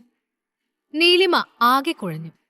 അഞ്ജലിയുടെ അടുത്ത് നിന്ന് രക്ഷപ്പെടാൻ ഒരു വഴിയും അവളുടെ മനസ്സിൽ തോന്നിയില്ല. അവൾ ദയനീയമായി അഞ്ജലിയെ നോക്കി. അഞ്ജലി അപ്പോൾ അവളുടെ ആളുകളോട് പറഞ്ഞു, കൊണ്ടുപോയി ആ മുറിയിലിട്ട് പൂട്ട്. അഞ്ജലി പറഞ്ഞത് കേട്ട് അവളുടെ ആളുകൾ നീലിമയെ പിടിച്ച് വലിച്ചഴിച്ചു കൊണ്ടുപോയി. നീലിമ കുതറാൻ ശ്രമിച്ചുവെങ്കിലും കഴിഞ്ഞില്ല. അഞ്ജലി പ്ലീസ്, എന്നെ പോവാൻ സമ്മതിക്ക്. മുറിയിൽ സിദ്ധാർത്ഥ് ഉണരുമ്പോൾ അടുത്ത് അശ്വിൻ തന്നെ നോക്കി നിൽക്കുന്നതാണ് കാണുന്നത്. Good morning daddy. Good morning. മോൻ എപ്പെണീറ്റു? കുറച്ചു നേരമായി. അമ്മയെ വിളിക്കണ്ടേ? ഞാൻ ഡാഡി ഉണരാൻ വേണ്ടി വെയിറ്റ് ചെയ്യായിരുന്നു, അശ്വിൻ പറഞ്ഞു. അത് കേട്ട് സിദ്ധാർത്ഥ് എഴുന്നേറ്റിരുന്നു. എന്നിട്ട് ഫോൺ ലോക്ക് തുറന്ന് അശ്വിന് കൊടുത്തു. അശ്വിൻ കൂടെ ഉണ്ടായിരുന്നതുകൊണ്ട് സിദ്ധാർത്ഥിന് ശരിക്കും ഉറങ്ങാൻ കഴിഞ്ഞില്ല. ഇടയ്ക്കിടെ അശ്വിൻ ഉറക്കത്തിൽ അമ്മയെ വിളിച്ച് കരഞ്ഞിരുന്നു. അങ്ങനെയൊക്കെയുള്ള അനുഭവങ്ങൾ സിദ്ധാർത്ഥിന്റെ ജീവിതത്തിൽ തന്നെ ആദ്യമായിട്ടാണ്. അതിന്റെ ഒരു ബുദ്ധിമുട്ട് അവന്റെ മുഖത്തുണ്ടായിരുന്നു. അശ്വിനോട് അവനത് പ്രകടിപ്പിച്ചില്ല. ഡാഡി, അമ്മയെ വിളിച്ചിട്ട് ഇപ്പോഴും കിട്ടുന്നില്ലല്ലോ, അശ്വിൻ പേടിയോടെ ചോദിച്ചു. ഉറക്കച്ചടവ് മാറാതെ സിദ്ധാർത്ഥ ഫോണെടുത്ത് നീലിമയുടെ നമ്പറിലേക്ക് ഒന്നുകൂടി ഡയൽ ചെയ്തു നോക്കി. അശ്വിൻ പറഞ്ഞതുപോലെ കോൾ കണക്ട് ആവുന്നില്ലായിരുന്നു. സിദ്ധാർത്ഥ് ബെഡിൽ നിന്ന് എഴുന്നേറ്റ് ബോഡി ഗാർഡിനെ അകത്തേക്ക് വിളിച്ചു. ആ നീലിമ എവിടെയുണ്ടെങ്കിലും കണ്ടുപിടിച്ചിട്ട് മോൻ നമ്മുടെ കൂടെയുണ്ടെന്ന് പറഞ്ഞിട്ട് വാ. ശരി സർ. ബോഡി ഗാർഡിൽ ഒരാൾ അതും പറഞ്ഞ് ഇറങ്ങിപ്പോയി. അശ്വിന്റെ മുഖത്ത് നല്ല സങ്കടമുണ്ടായിരുന്നു. സിദ്ധാർത്ഥ് അവനെയും എടുത്ത് ഹോട്ടലിൽ വിളിച്ച് ഭക്ഷണത്തിന് ഓർഡർ ചെയ്തു. സത്യത്തിൽ സിദ്ധാർത്ഥ് കുട്ടികളെ എടുക്കാൻ പോലും ഇഷ്ടമില്ലാത്ത ഒരാളാണ്. പക്ഷേ അശ്വിനോട് മാത്രം അവന് വല്ലാത്ത അടുപ്പം തോന്നുന്നുണ്ട്. അശ്വിന് ഫുഡ് വാരിക്കൊടുക്കുന്ന സിദ്ധാർത്ഥിനെയാണ് മുറിയിലേക്ക് കയറി വന്ന ബോഡിഗാർഡ് കാണുന്നത്. അയാൾക്ക് ഭയങ്കര അത്ഭുതം തോന്നി. സിദ്ധാർത്ഥ് ഇങ്ങനൊരു കാര്യം ചെയ്യുന്നത് അയാൾ ആദ്യമായി കാണുകയാണ്. എന്താടോ പോയ കാര്യം? അത് സർ, ആ കുട്ടി ഇന്ന് ജോലിക്ക് വന്നിരുന്നു.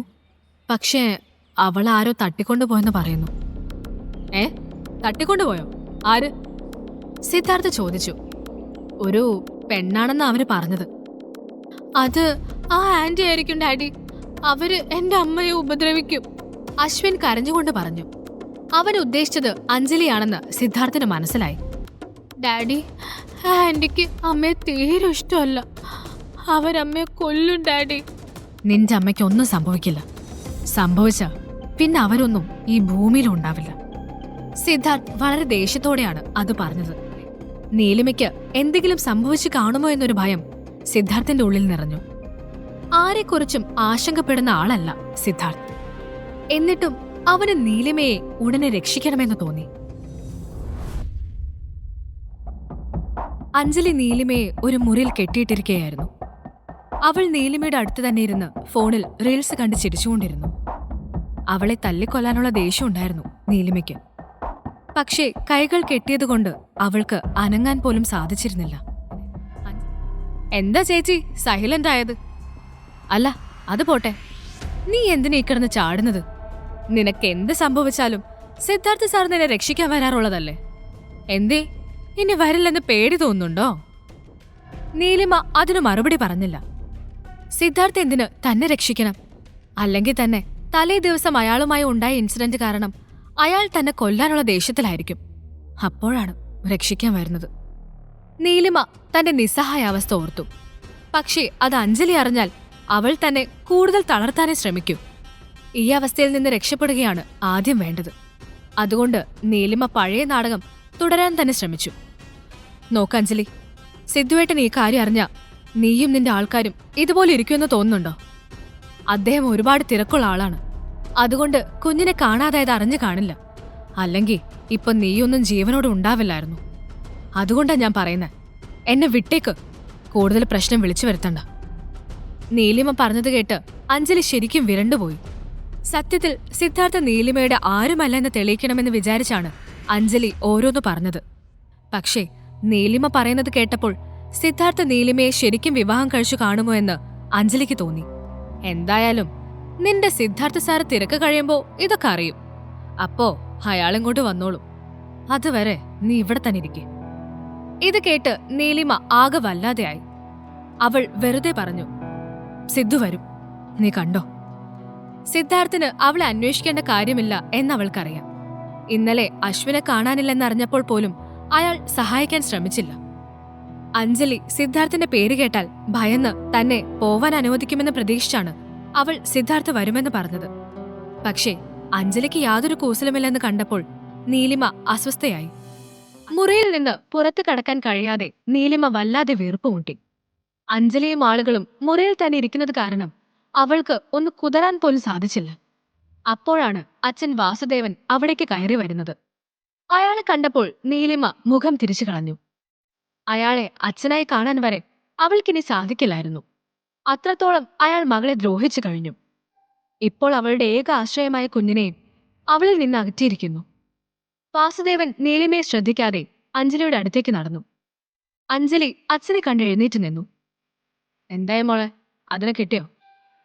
ഇല്ലച്ചാ, ആ ചെക്കൻ പഠിച്ച കള്ളനാണ്, എവിടെയെങ്കിലും കയറി ഒളിച്ചിരിപ്പുണ്ടാവും, അഞ്ജലി പറഞ്ഞു. അഞ്ജലി, ഇപ്പോഴും നിനക്ക് ഞാൻ തന്ന ഔദാര്യമാണ് നിന്റെ ജീവിതം, അത് മറക്കരുത്. നീലിമ പറഞ്ഞത് കേട്ട് അഞ്ജലി ഒന്ന് പകച്ചുപോയി. അവൾ എന്തെങ്കിലും പറഞ്ഞാൽ കാര്യങ്ങളെല്ലാം അച്ഛനറിയും. അപ്പോഴേക്കും അവിടേക്ക് സത്യഭാമ കയറി വന്നു. നീലിമയെ കെട്ടിയിട്ടിരിക്കുന്നത് കണ്ടപ്പോൾ അവർക്ക് ഉള്ളിൽ സന്തോഷം തോന്നി. അവൾ പറഞ്ഞു, അതെ, എനിക്കൊരു കാര്യം സംസാരിക്കാനുണ്ട്, ഒന്ന് വന്നേ. സംസാരം നീലിമ കേൾക്കാതെ ഇരിക്കാനാണ് അവർ വാസുദേവനെ പുറത്തേക്ക് വിളിച്ചത്. സത്യഭാമയ്ക്ക് പിന്നാലെ അഞ്ജലിയും വാസുദേവനും മുറിയിൽ നിന്നിറങ്ങി. അല്പം മാറി നിന്ന് അവർ സംസാരിക്കാൻ തുടങ്ങി. ദൂരെ ആയിരുന്നതുകൊണ്ട് നീലിമയ്ക്ക് അവരുടെ സംസാരം കേൾക്കാൻ കഴിഞ്ഞില്ല. എന്തായാലും തനിക്കെതിരെയുള്ള എന്തെങ്കിലും പ്ലാൻ ആയിരിക്കുമെന്ന് അവൾക്ക് ഉറപ്പായിരുന്നു. സത്യഭാമ ഭർത്താവിനെ നോക്കി പറഞ്ഞു, അല്ല, നിങ്ങൾക്കെന്താ വെളിവില്ലാതെയായോ? ആ സിദ്ധാർത്ഥ വിശ്വ ഇവളെപ്പോലെ ഒരുത്തിയെ വിവാഹം ചെയ്യുമെന്ന് ആരെങ്കിലും വിശ്വസിക്കുവോ? പെണ്ണ് എവിടെയോ തെണ്ടിത്തിരിഞ്ഞ് നടന്ന് തിരിച്ചു വന്നതാന്ന് എനിക്ക് തോന്നുന്നത്. അത് വല്ല തെരുവ് തെണ്ടിക്കും ജനിച്ച കൊച്ചായിരിക്കും, അല്ലാതെ സിദ്ധാർത്ഥ അത്ര മണ്ടനാണെന്ന് എനിക്ക് തോന്നുന്നില്ല. അപ്പോ അവൻ മകനാണെന്ന് സിദ്ധാർത്ഥ പറഞ്ഞതോ? വാസുദേവന്റെ ചോദ്യം കേട്ട് ഇനി ഒരു പക്ഷേ അത് അവന്റെ കുഞ്ഞു തന്നെ ആയിരിക്കുമോ എന്ന് അഞ്ജലിക്കും സത്യഭാമയ്ക്കും സംശയം തോന്നി. അത് വെറുതെ പറഞ്ഞതാവൂ അച്ഛാ, അഞ്ജലി പറഞ്ഞു. അത് കേട്ട് വാസുദേവന്റെ മുഖത്ത് വിഷാദം നിഴലിച്ചു. അത് അശ്വിനെയും നീലിമയും ഓർത്തായിരുന്നില്ല.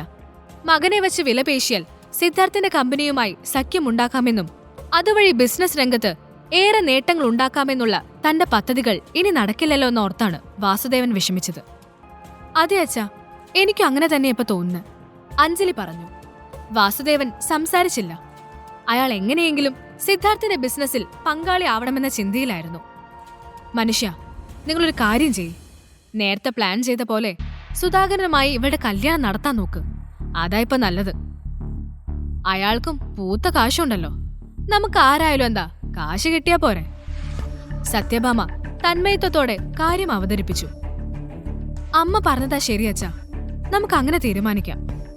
നീലിമയെ ആ കിളവനെ കൊണ്ട് കെട്ടിക്കാൻ അഞ്ജലിക്കായിരുന്നു കൂടുതൽ തിടുക്കം. അങ്ങനെയാണെങ്കിൽ സിദ്ധാർത്ഥ് എന്ന സുന്ദരനായ ബിസിനസ്സുകാരനെ നീലിമയുടെ ജീവിതത്തിൽ നിന്നും എന്നേക്കുമായി ഒഴിവാക്കാമെന്ന് അവൾ ചിന്തിച്ചു. എന്താടി, നാക്കിറങ്ങിപ്പോയോ? അഞ്ജലി ചോദിച്ചു. നീലിമ ദേഷ്യത്തോടെ പറഞ്ഞു, വേണ്ട അഞ്ജലി, നിന്റെ ഉദ്ദേശം നടക്കാൻ പോകുന്നില്ല. നീ എന്നെ പ്രകോപിപ്പിച്ചാലും ഞാൻ ദേഷ്യപ്പെടില്ല. കാരണം എന്റെ കുഞ്ഞു മാത്രമേ ഇപ്പൊ എന്റെ മനസ്സിലുള്ളൂ.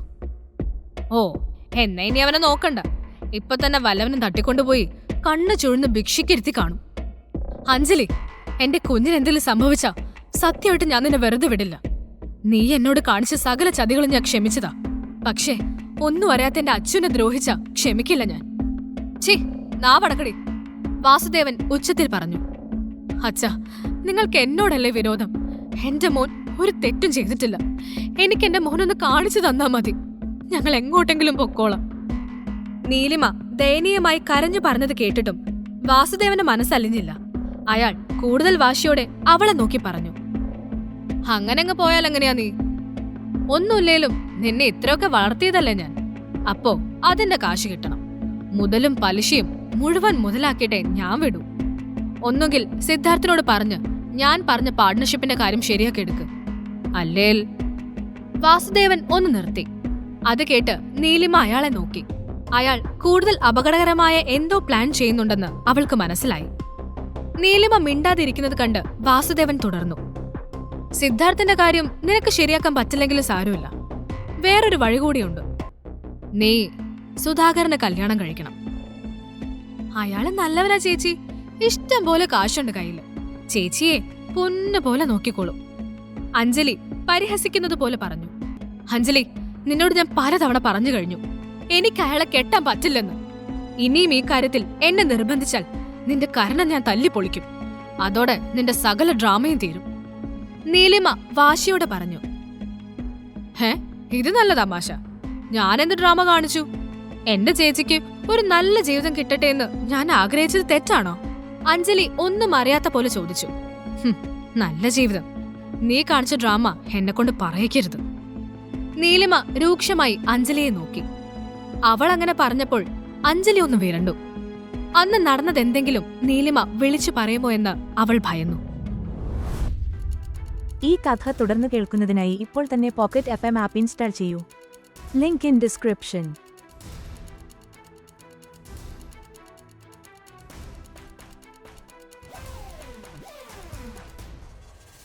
നീ ഞാൻ പറഞ്ഞത് കേട്ടില്ലേ?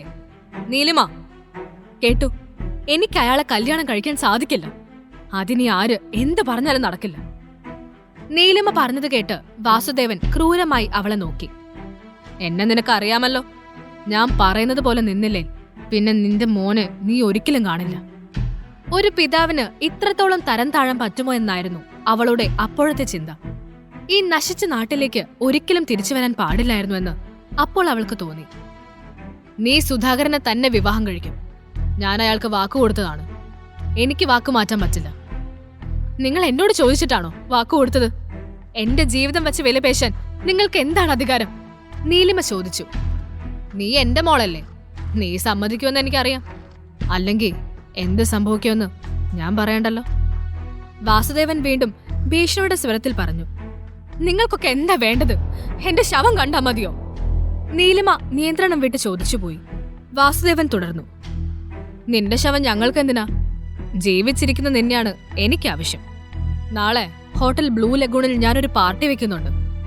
നമ്മൾ മാത്രമേ കാണൂ. സുധാകര മേനോനെയും ക്ഷണിച്ചിട്ടുണ്ട്. നീ അയാളെ നേരിട്ട് കണ്ട് വിവാഹത്തിന് സമ്മതമാണെന്ന് പറയണം. അത്രയും ചെയ്താൽ മതി. നിങ്ങൾക്ക് നാണം തോന്നില്ല അച്ഛാ? സ്വന്തം മകളെ അയാളെപ്പോലെ ഒരാൾക്കൊപ്പം കെട്ടിച്ചയക്കാൻ നിങ്ങളുടെ അഞ്ജലി മോളോട് നിങ്ങളിങ്ങനെ കാണിക്കോ? നീലിമ ചോദിച്ചു. ദേ ചേച്ചി, വെറുതെ എന്നെ അനാവശ്യമായി ഒന്നിലും വലിച്ചിടണ്ട, അഞ്ജലി പറഞ്ഞു. അഞ്ജലി മോള് നിന്നെപ്പോലെ വല്ലവന്റെയും കുട്ടിയും കൊണ്ട് നടക്കുന്നവളല്ല. അവൾക്ക് അന്തസ്സുണ്ട്. അതുകൊണ്ട് തന്നെ നല്ലൊരു കുടുംബത്തിൽ നിന്ന് വിവാഹം തീരുമാനിക്കാൻ പറ്റി. നീ അങ്ങനെയാണോ? വാസുദേവൻ ചോദിച്ചു. നീലിമയുടെ കണ്ണുകൾ നിറഞ്ഞു. തനിക്ക് സംഭവിച്ച എല്ലാ കാര്യത്തിനും ഉത്തരവാദി അഞ്ജലിയാണ്. എന്നിട്ടും എല്ലാവരും എപ്പോഴും അവളോടൊപ്പമാണ് നിൽക്കുന്നത്. തനിക്ക് വേണ്ടി സംസാരിക്കാൻ പോലും ആരുമില്ല. സ്വന്തം അച്ഛനാണെന്ന കാര്യമൊന്നും അവൾക്കപ്പോൾ ഓർക്കാൻ തോന്നിയില്ല. വാസുദേവനാണ് തന്റെ ഏറ്റവും വലിയ ശത്രു എന്ന് അവൾക്ക് തോന്നി. ഇനി നിന്നോട് ഇതിനെക്കുറിച്ചൊരു സംസാരമില്ല. നാളെ എന്റെ ആളുകൾ നിന്നെ ഹോട്ടലിലേക്ക് കൊണ്ടുവന്നോളൂ. അവരോടൊപ്പം വരാൻ തയ്യാറായില്ലേ നിന്റെ കുഞ്ഞ് ജീവിച്ചിരിക്കില്ലെന്ന് ഓർത്തോണം. ഈ സമയം ഹോട്ടലിൽ ഒരു റൂമർ പരക്കുന്നുണ്ടായിരുന്നു. സിദ്ധാർത്ഥിനൊപ്പം കണ്ട സുന്ദരനായ കുഞ്ഞിനെക്കുറിച്ചായിരുന്നു എല്ലാവരുടെയും സംസാരം. സിദ്ധാർത്ഥ് സാധാരണ ആരെയും അമിതമായി അടുപ്പിക്കുന്ന പ്രകൃതക്കാരനല്ല. അതിനാൽ ഒപ്പം കണ്ട കുട്ടി സിദ്ധാർത്ഥിന്റെ മകനായിരിക്കുമെന്ന് പലരും ഊഹിച്ചു. പക്ഷേ സ്ത്രീകളുമായി അമിത അടുപ്പമില്ലാത്ത സിദ്ധാർത്ഥിനെ പോലെ ഒരാൾക്ക് അങ്ങനെ ഒരു രഹസ്യ വിവാഹം നടക്കാനോ കുഞ്ഞുണ്ടാവാനോ സാധ്യതയില്ല. സിദ്ധാർത്ഥ് പൊതുവെ സ്ത്രീ വിഷയത്തിൽ താല്പര്യമുള്ള ആളല്ല. അവനെ ഒരു സ്ത്രീ വിഷയത്തിൽ കൊടുക്കാൻ ഗൗതമിന്റെ കൃഷ്ണ ഗ്രൂപ്പിലെ ആളുകൾ പല വിധത്തിൽ ശ്രമിച്ചിരുന്നതാണ്. പക്ഷേ അവൻ അതിലൊന്നും വീണിട്ടില്ല. ആ ചർച്ചകൾ സിദ്ധാർത്ഥന്റെ കുടുംബത്തിന്റെ ചെവിയിലുമെത്തി. മുറിയിൽ സിദ്ധാർത്ഥന്റെ അച്ഛനും അമ്മയും പരസ്പരം ആ കാര്യം സംസാരിച്ചുകൊണ്ടിരുന്നു. എന്റെ പൊന്നു മനുഷ്യ, സിദ്ധുവിന് കുഞ്ഞുണ്ടെന്ന് ഞാൻ വിശ്വസിച്ചിട്ടില്ല. പക്ഷേ ഇതിനെപ്പറ്റി അന്വേഷിക്കാൻ ഞാനൊരാളെ ഏർപ്പാട് ചെയ്തിരുന്നു. അയാള് ഒരു കുഞ്ഞിന്റെ ഫോട്ടോ കാണിച്ചു. അതാ എനിക്ക് സംശയം. സിദ്ധാർത്ഥന്റെ തനി പകർപ്പാണ് ആ കുഞ്ഞ്. ഗീത പറഞ്ഞു. അത് കേട്ട് വിശ്വനാഥൻ ചിരിച്ചു. നിനക്ക് പ്രാന്ത. നിന്റെ മോൻ ഏതെങ്കിലും പെണ്ണിന്റെ ഒപ്പം പോകുന്നത് എന്തെങ്കിലും നീ കണ്ടിട്ടുണ്ടോ? അവൻ നല്ലൊരു കൊച്ചിനെ സ്നേഹിച്ച് കാണാൻ നമ്മൾ എത്ര പണിപ്പെട്ടതാ. അങ്ങനെയുള്ള സിദ്ധ് രഹസ്യ വിവാഹം കഴിച്ചെന്ന് പറഞ്ഞ എങ്ങനെ വിശ്വസിക്കും? അതൊന്നും എനിക്കറിഞ്ഞൂടാ. എന്തായാലും സിദ്ധുവിന്റെ കുഞ്ഞാണ് അതെങ്കിൽ ഉറപ്പായും ഞാൻ അതിനെ ഇവിടെ വളർത്തും. എനിക്ക് അവന്റെ കുഞ്ഞിനെ കണ്ടിട്ട് മരിച്ചാൽ മതിയെന്നേ ഉള്ളൂ. എന്തായാലും നേരെ ചൊവ്വേ നിങ്ങളുടെ മോൻ അത് സാധിച്ചു തരുമെന്ന് തോന്നുന്നില്ല, ഗീത പറഞ്ഞു. മൊബൈലിൽ ആ ഫോട്ടോ എടുത്ത് വിശ്വനാഥനെ കാണിച്ചുകൊണ്ട് ഗീത തുടർന്നു. നിങ്ങൾ ഈ ഫോട്ടോ ഒന്ന് നോക്കിക്കേ. സിദ്ധാർത്ഥ കുഞ്ഞിലിരുന്ന പോലെ തന്നെയല്ലേ ഇവനും? അതാ എനിക്കിത്ര സംശയം. എന്തായാലും നീ ആയിട്ട് ഓരോന്ന് ഊഹിക്കാൻ നിൽക്കണ്ട. സിദ്ധു വരട്ടെ, നമുക്ക് ചോദിക്കാം, വിശ്വനാഥൻ പറഞ്ഞു. ഗീതയുടെ മനസ്സിൽ അപ്പോൾ അശ്വിന്റെ കുഞ്ഞു മുഖം തെളിഞ്ഞു. അത് സിദ്ധാർത്ഥിന്റെ മകൻ തന്നെ ആയിരുന്നുവെങ്കിലെന്ന് ആ അമ്മ വെറുതെ ആഗ്രഹിച്ചിരുന്നു. ഓഫീസിലെ ചെയറിൽ ഇരിക്കുകയായിരുന്നു സിദ്ധാർത്ഥ്. അവന്റെ അരികിലായി അശ്വിൻ ഇരുന്ന് ഐസ്ക്രീം കഴിക്കുകയാണ്. ഓഫീസിലും പുറത്തും അശ്വിൻ തന്റെ മകനാണെന്ന റൂമർ പരക്കുന്നതായി സിദ്ധാർത്ഥും അറിഞ്ഞിരുന്നു. തനിക്ക് ഇത്രയും പ്രശ്നമുണ്ടാക്കി വെച്ചിട്ട് കൂസിലില്ലാതെ അശ്വിൻ ഇരിക്കുന്നത് കണ്ടപ്പോൾ സിദ്ധാർത്ഥിന് അവന്റെ ചെവിക്ക് പിടിച്ചൊരു കിഴുക്ക് വെച്ചു കൊടുക്കാൻ തോന്നി. സിദ്ധാർത്ഥ് ഓഫീസിലേക്ക് ഇറങ്ങിയപ്പോൾ ഒറ്റയ്ക്കിരിക്കാൻ പേടിയാണെന്നും പറഞ്ഞ് അശ്വിൻ കരഞ്ഞതും അതോടെ അവനെയും കൂടി ഓഫീസിലേക്ക് കൊണ്ടുപോരേണ്ടി വന്നതും സിദ്ധാർത്ഥ് ആലോചിച്ചു. ഈ സമയം റിസപ്ഷനിൽ സിദ്ധാർത്ഥിന്റെ അച്ഛനും അമ്മയും എത്തിയിരുന്നു. ഗീത, ഒന്നുകൂടെ നീ ആലോചിക്ക്. ഓഫീസിൽ വെച്ച് പറയേണ്ട കാര്യമാണോ ഇത്? സിദ്ധു വീട്ടിലേക്ക് വന്നിട്ട് പോരെ? വിശ്വനാഥൻ ധൃതിയിൽ നടക്കുന്ന ഭാര്യയെ നോക്കി പറഞ്ഞു. പോരാ, എനിക്കത് അറിഞ്ഞേ പറ്റൂ, ഗീത പറഞ്ഞു. ഓഫീസിൽ അശ്വിന്റെ മുഖം കഴുകിക്കൊടുത്ത് പഴയതുപോലെ അവനെ ചെയറിലിരുത്തിയിട്ട് ജോലിയിൽ മുഴുകുകയായിരുന്നു സിദ്ധാർത്ഥ്. അപ്പോഴാണ് ഗീതയും വിശ്വനാഥനും അവിടേക്ക് കയറി വരുന്നത്. അവരെ കണ്ട സിദ്ധാർത്ഥ് എഴുന്നേറ്റു. ഇതെന്താ പറയാതെ ഇങ്ങോട്ട്? അപ്പോയിന്റ്മെന്റ് എടുത്തിട്ട് വരണോ? പിന്നെ അതല്ല അമ്മേ, പറഞ്ഞിരുന്നേൽ ഞാൻ അങ്ങോട്ട് വന്ന് കാണുമല്ലോ. സിദ്ധാർത്ഥ് അമ്മയെ തണുപ്പിക്കാൻ ശ്രമിച്ചു. ഹുവ്, നിന്റെ തിരക്ക് കഴിഞ്ഞിട്ടല്ലേ? എനിക്കത് പോരാ, ഒരു കാര്യം അറിയണം, അതാ വന്നത്. അശ്വിൻ അവിടെ നിന്നും കുറച്ചു മാറിയാണ് ഇരുന്നത്. അതുകൊണ്ട് ഗീത അതുവരെ അവനെ കണ്ടിരുന്നില്ല. വിശ്വനാഥനും ഗീതയും സിദ്ധാർത്ഥിന്റെ എതിരെയുള്ള കസേരയിലേക്കിരുന്നു. എന്താമ്മേ, എന്തുപറ്റി? സിദ്ധാർത്ഥ് ചോദിച്ചു. ഗീത ഫോണിൽ നിന്ന് ഒരു ഫോട്ടോ എടുത്ത് തുറന്ന് സിദ്ധാർത്ഥിന്റെ നേർക്ക് നീട്ടി. സിദ്ധു, സത്യം പറയണം, ഈ കുട്ടിയേതാ? സിദ്ധാർത്ഥ് ഫോൺ വാങ്ങി നോക്കി. അശ്വിനും താനും ക്യാൻറ്റീനിലിരിക്കുന്ന ഒരു ഫോട്ടോയാണത്. അമ്മയെല്ലാം അറിഞ്ഞു കാണും. ഇനിയിപ്പോ എങ്ങനെ ഇതിന്നൊന്ന് ഊരും? സിദ്ധാർത്ഥ് ചിന്തിച്ചു. നീ എന്താ സിദ്ധു ആലോചിക്കുന്നേ? ഈ കുഞ്ഞ് ആരാണെന്ന് പറ, ഗീത ആവർത്തിച്ചു. വിശ്വനാഥൻ സംസാരിച്ചില്ല. ഭാര്യ അയാൾക്ക് സംസാരിക്കാൻ അവസരം കൊടുത്തതുമില്ല. സിദ്ധാർത്ഥ് അപ്പോൾ അറിയാതെ അശ്വിൻ ഇരിക്കുന്ന ഭാഗത്തേക്ക് നോക്കി. അവനെ കൂടി അവിടെ കണ്ടാൽ അമ്മ ഉറപ്പായും അത് തന്റെ മകനാണെന്ന് വിശ്വസിക്കുമെന്ന് സിദ്ധാർത്ഥിന് തോന്നി. സിദ്ധാർത്ഥിന്റെ നോട്ടം പോയ ദിശയിലേക്ക് ഗീത തിരിഞ്ഞു നോക്കിയപ്പോഴാണ് അശ്വിനെ അവിടെ കാണുന്നത്. ഗീത അമ്പരപ്പോട് ചോദിച്ചു, ഈ കുട്ടിയല്ലേ അത്? ആ സാഹചര്യത്തിൽ എന്ത് പറഞ്ഞാലും അമ്മ വിശ്വസിക്കില്ലെന്ന് സിദ്ധാർത്ഥിന് തോന്നി. സിദ്ധു, ഇനിയെങ്കിലും പറ മോനെ, ഇത് നിന്റെ കുഞ്ഞാണോ? ഗീത ചോദിച്ചു. സിദ്ധാർത്ഥ് മറുപടി പറയാതെ അച്ഛനെ നോക്കി. സിദ്ധു, നീ തുറന്നു പറ, ഞങ്ങൾക്ക് സത്യം അറിഞ്ഞാ മതി, വിശ്വനാഥൻ പറഞ്ഞു. അശ്വിൻ അപ്പോൾ അവരെ നിഷ്കളങ്കമായി നോക്കി. ആ കുഞ്ഞിനെ കണ്ടപ്പോൾ ഗീതയ്ക്ക് വല്ലാത്ത വാത്സല്യം തോന്നുന്നുണ്ടായിരുന്നു. അപ്പോൾ അശ്വിൻ സിദ്ധാർത്ഥിന്റെ അടുത്തേക്ക് ഓടി വന്നു. എന്നിട്ട് ചോദിച്ചു, ഡാഡി, ഇവരൊക്കെ ആരാ? അശ്വിൻ ഡാഡി എന്ന് വിളിച്ചതോടെ ദയനീയമായ ഭാവത്തിൽ സിദ്ധാർത്ഥ് അമ്മയെ നോക്കി. അവരോട് എന്തു പറയണമെന്ന് അവൻ അറിയില്ലായിരുന്നു. സിദ്ധു, നീ അമ്മയോട് പറ മോനെ, ആരേ കുട്ടി? അമ്മേ, അത് ഞാൻ വിശദമായി പിന്നീട് പറയാം. ഇപ്പോ ഓഫീസ് ടൈമിലാണോ ഇമ്മാതിരി ലൂസ് ടോക്സ്? സിദ്ധാർത്ഥ് ഒഴിഞ്ഞു മാറാൻ ശ്രമിച്ചു.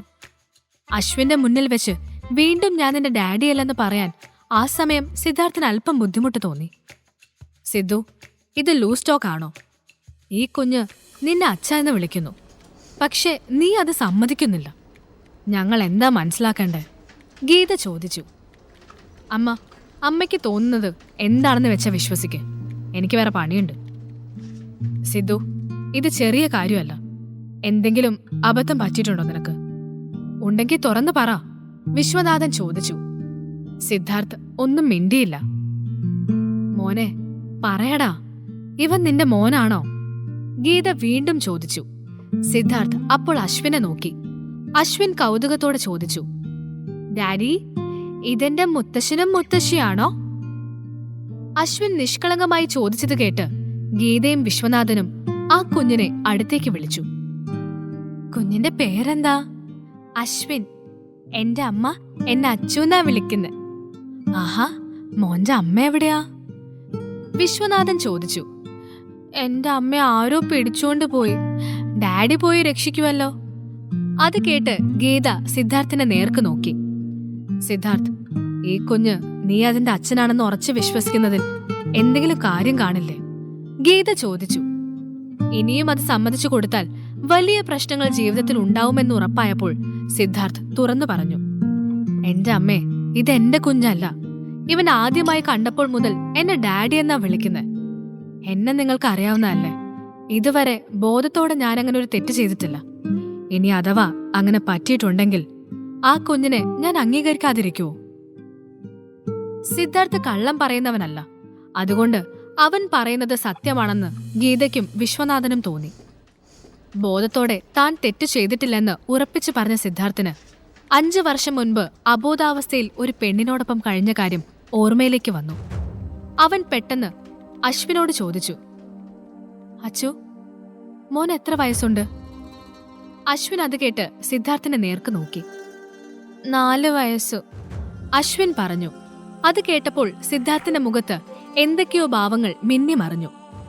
ഇനിയൊരു പക്ഷേ അവൻ തന്റെ മകൻ തന്നെയാണോ എന്നും അന്ന് തന്റെ കൂടെ ഉണ്ടായിരുന്ന പെൺകുട്ടി നീലിമ ആയിരിക്കുമോ എന്നും അവൻ ചിന്തിച്ചു. ഡേറ്റ് ഓഫ് ബർത്ത് പറഞ്ഞേ? സിദ്ധാർത്ഥ് വീണ്ടും ചോദിച്ചു.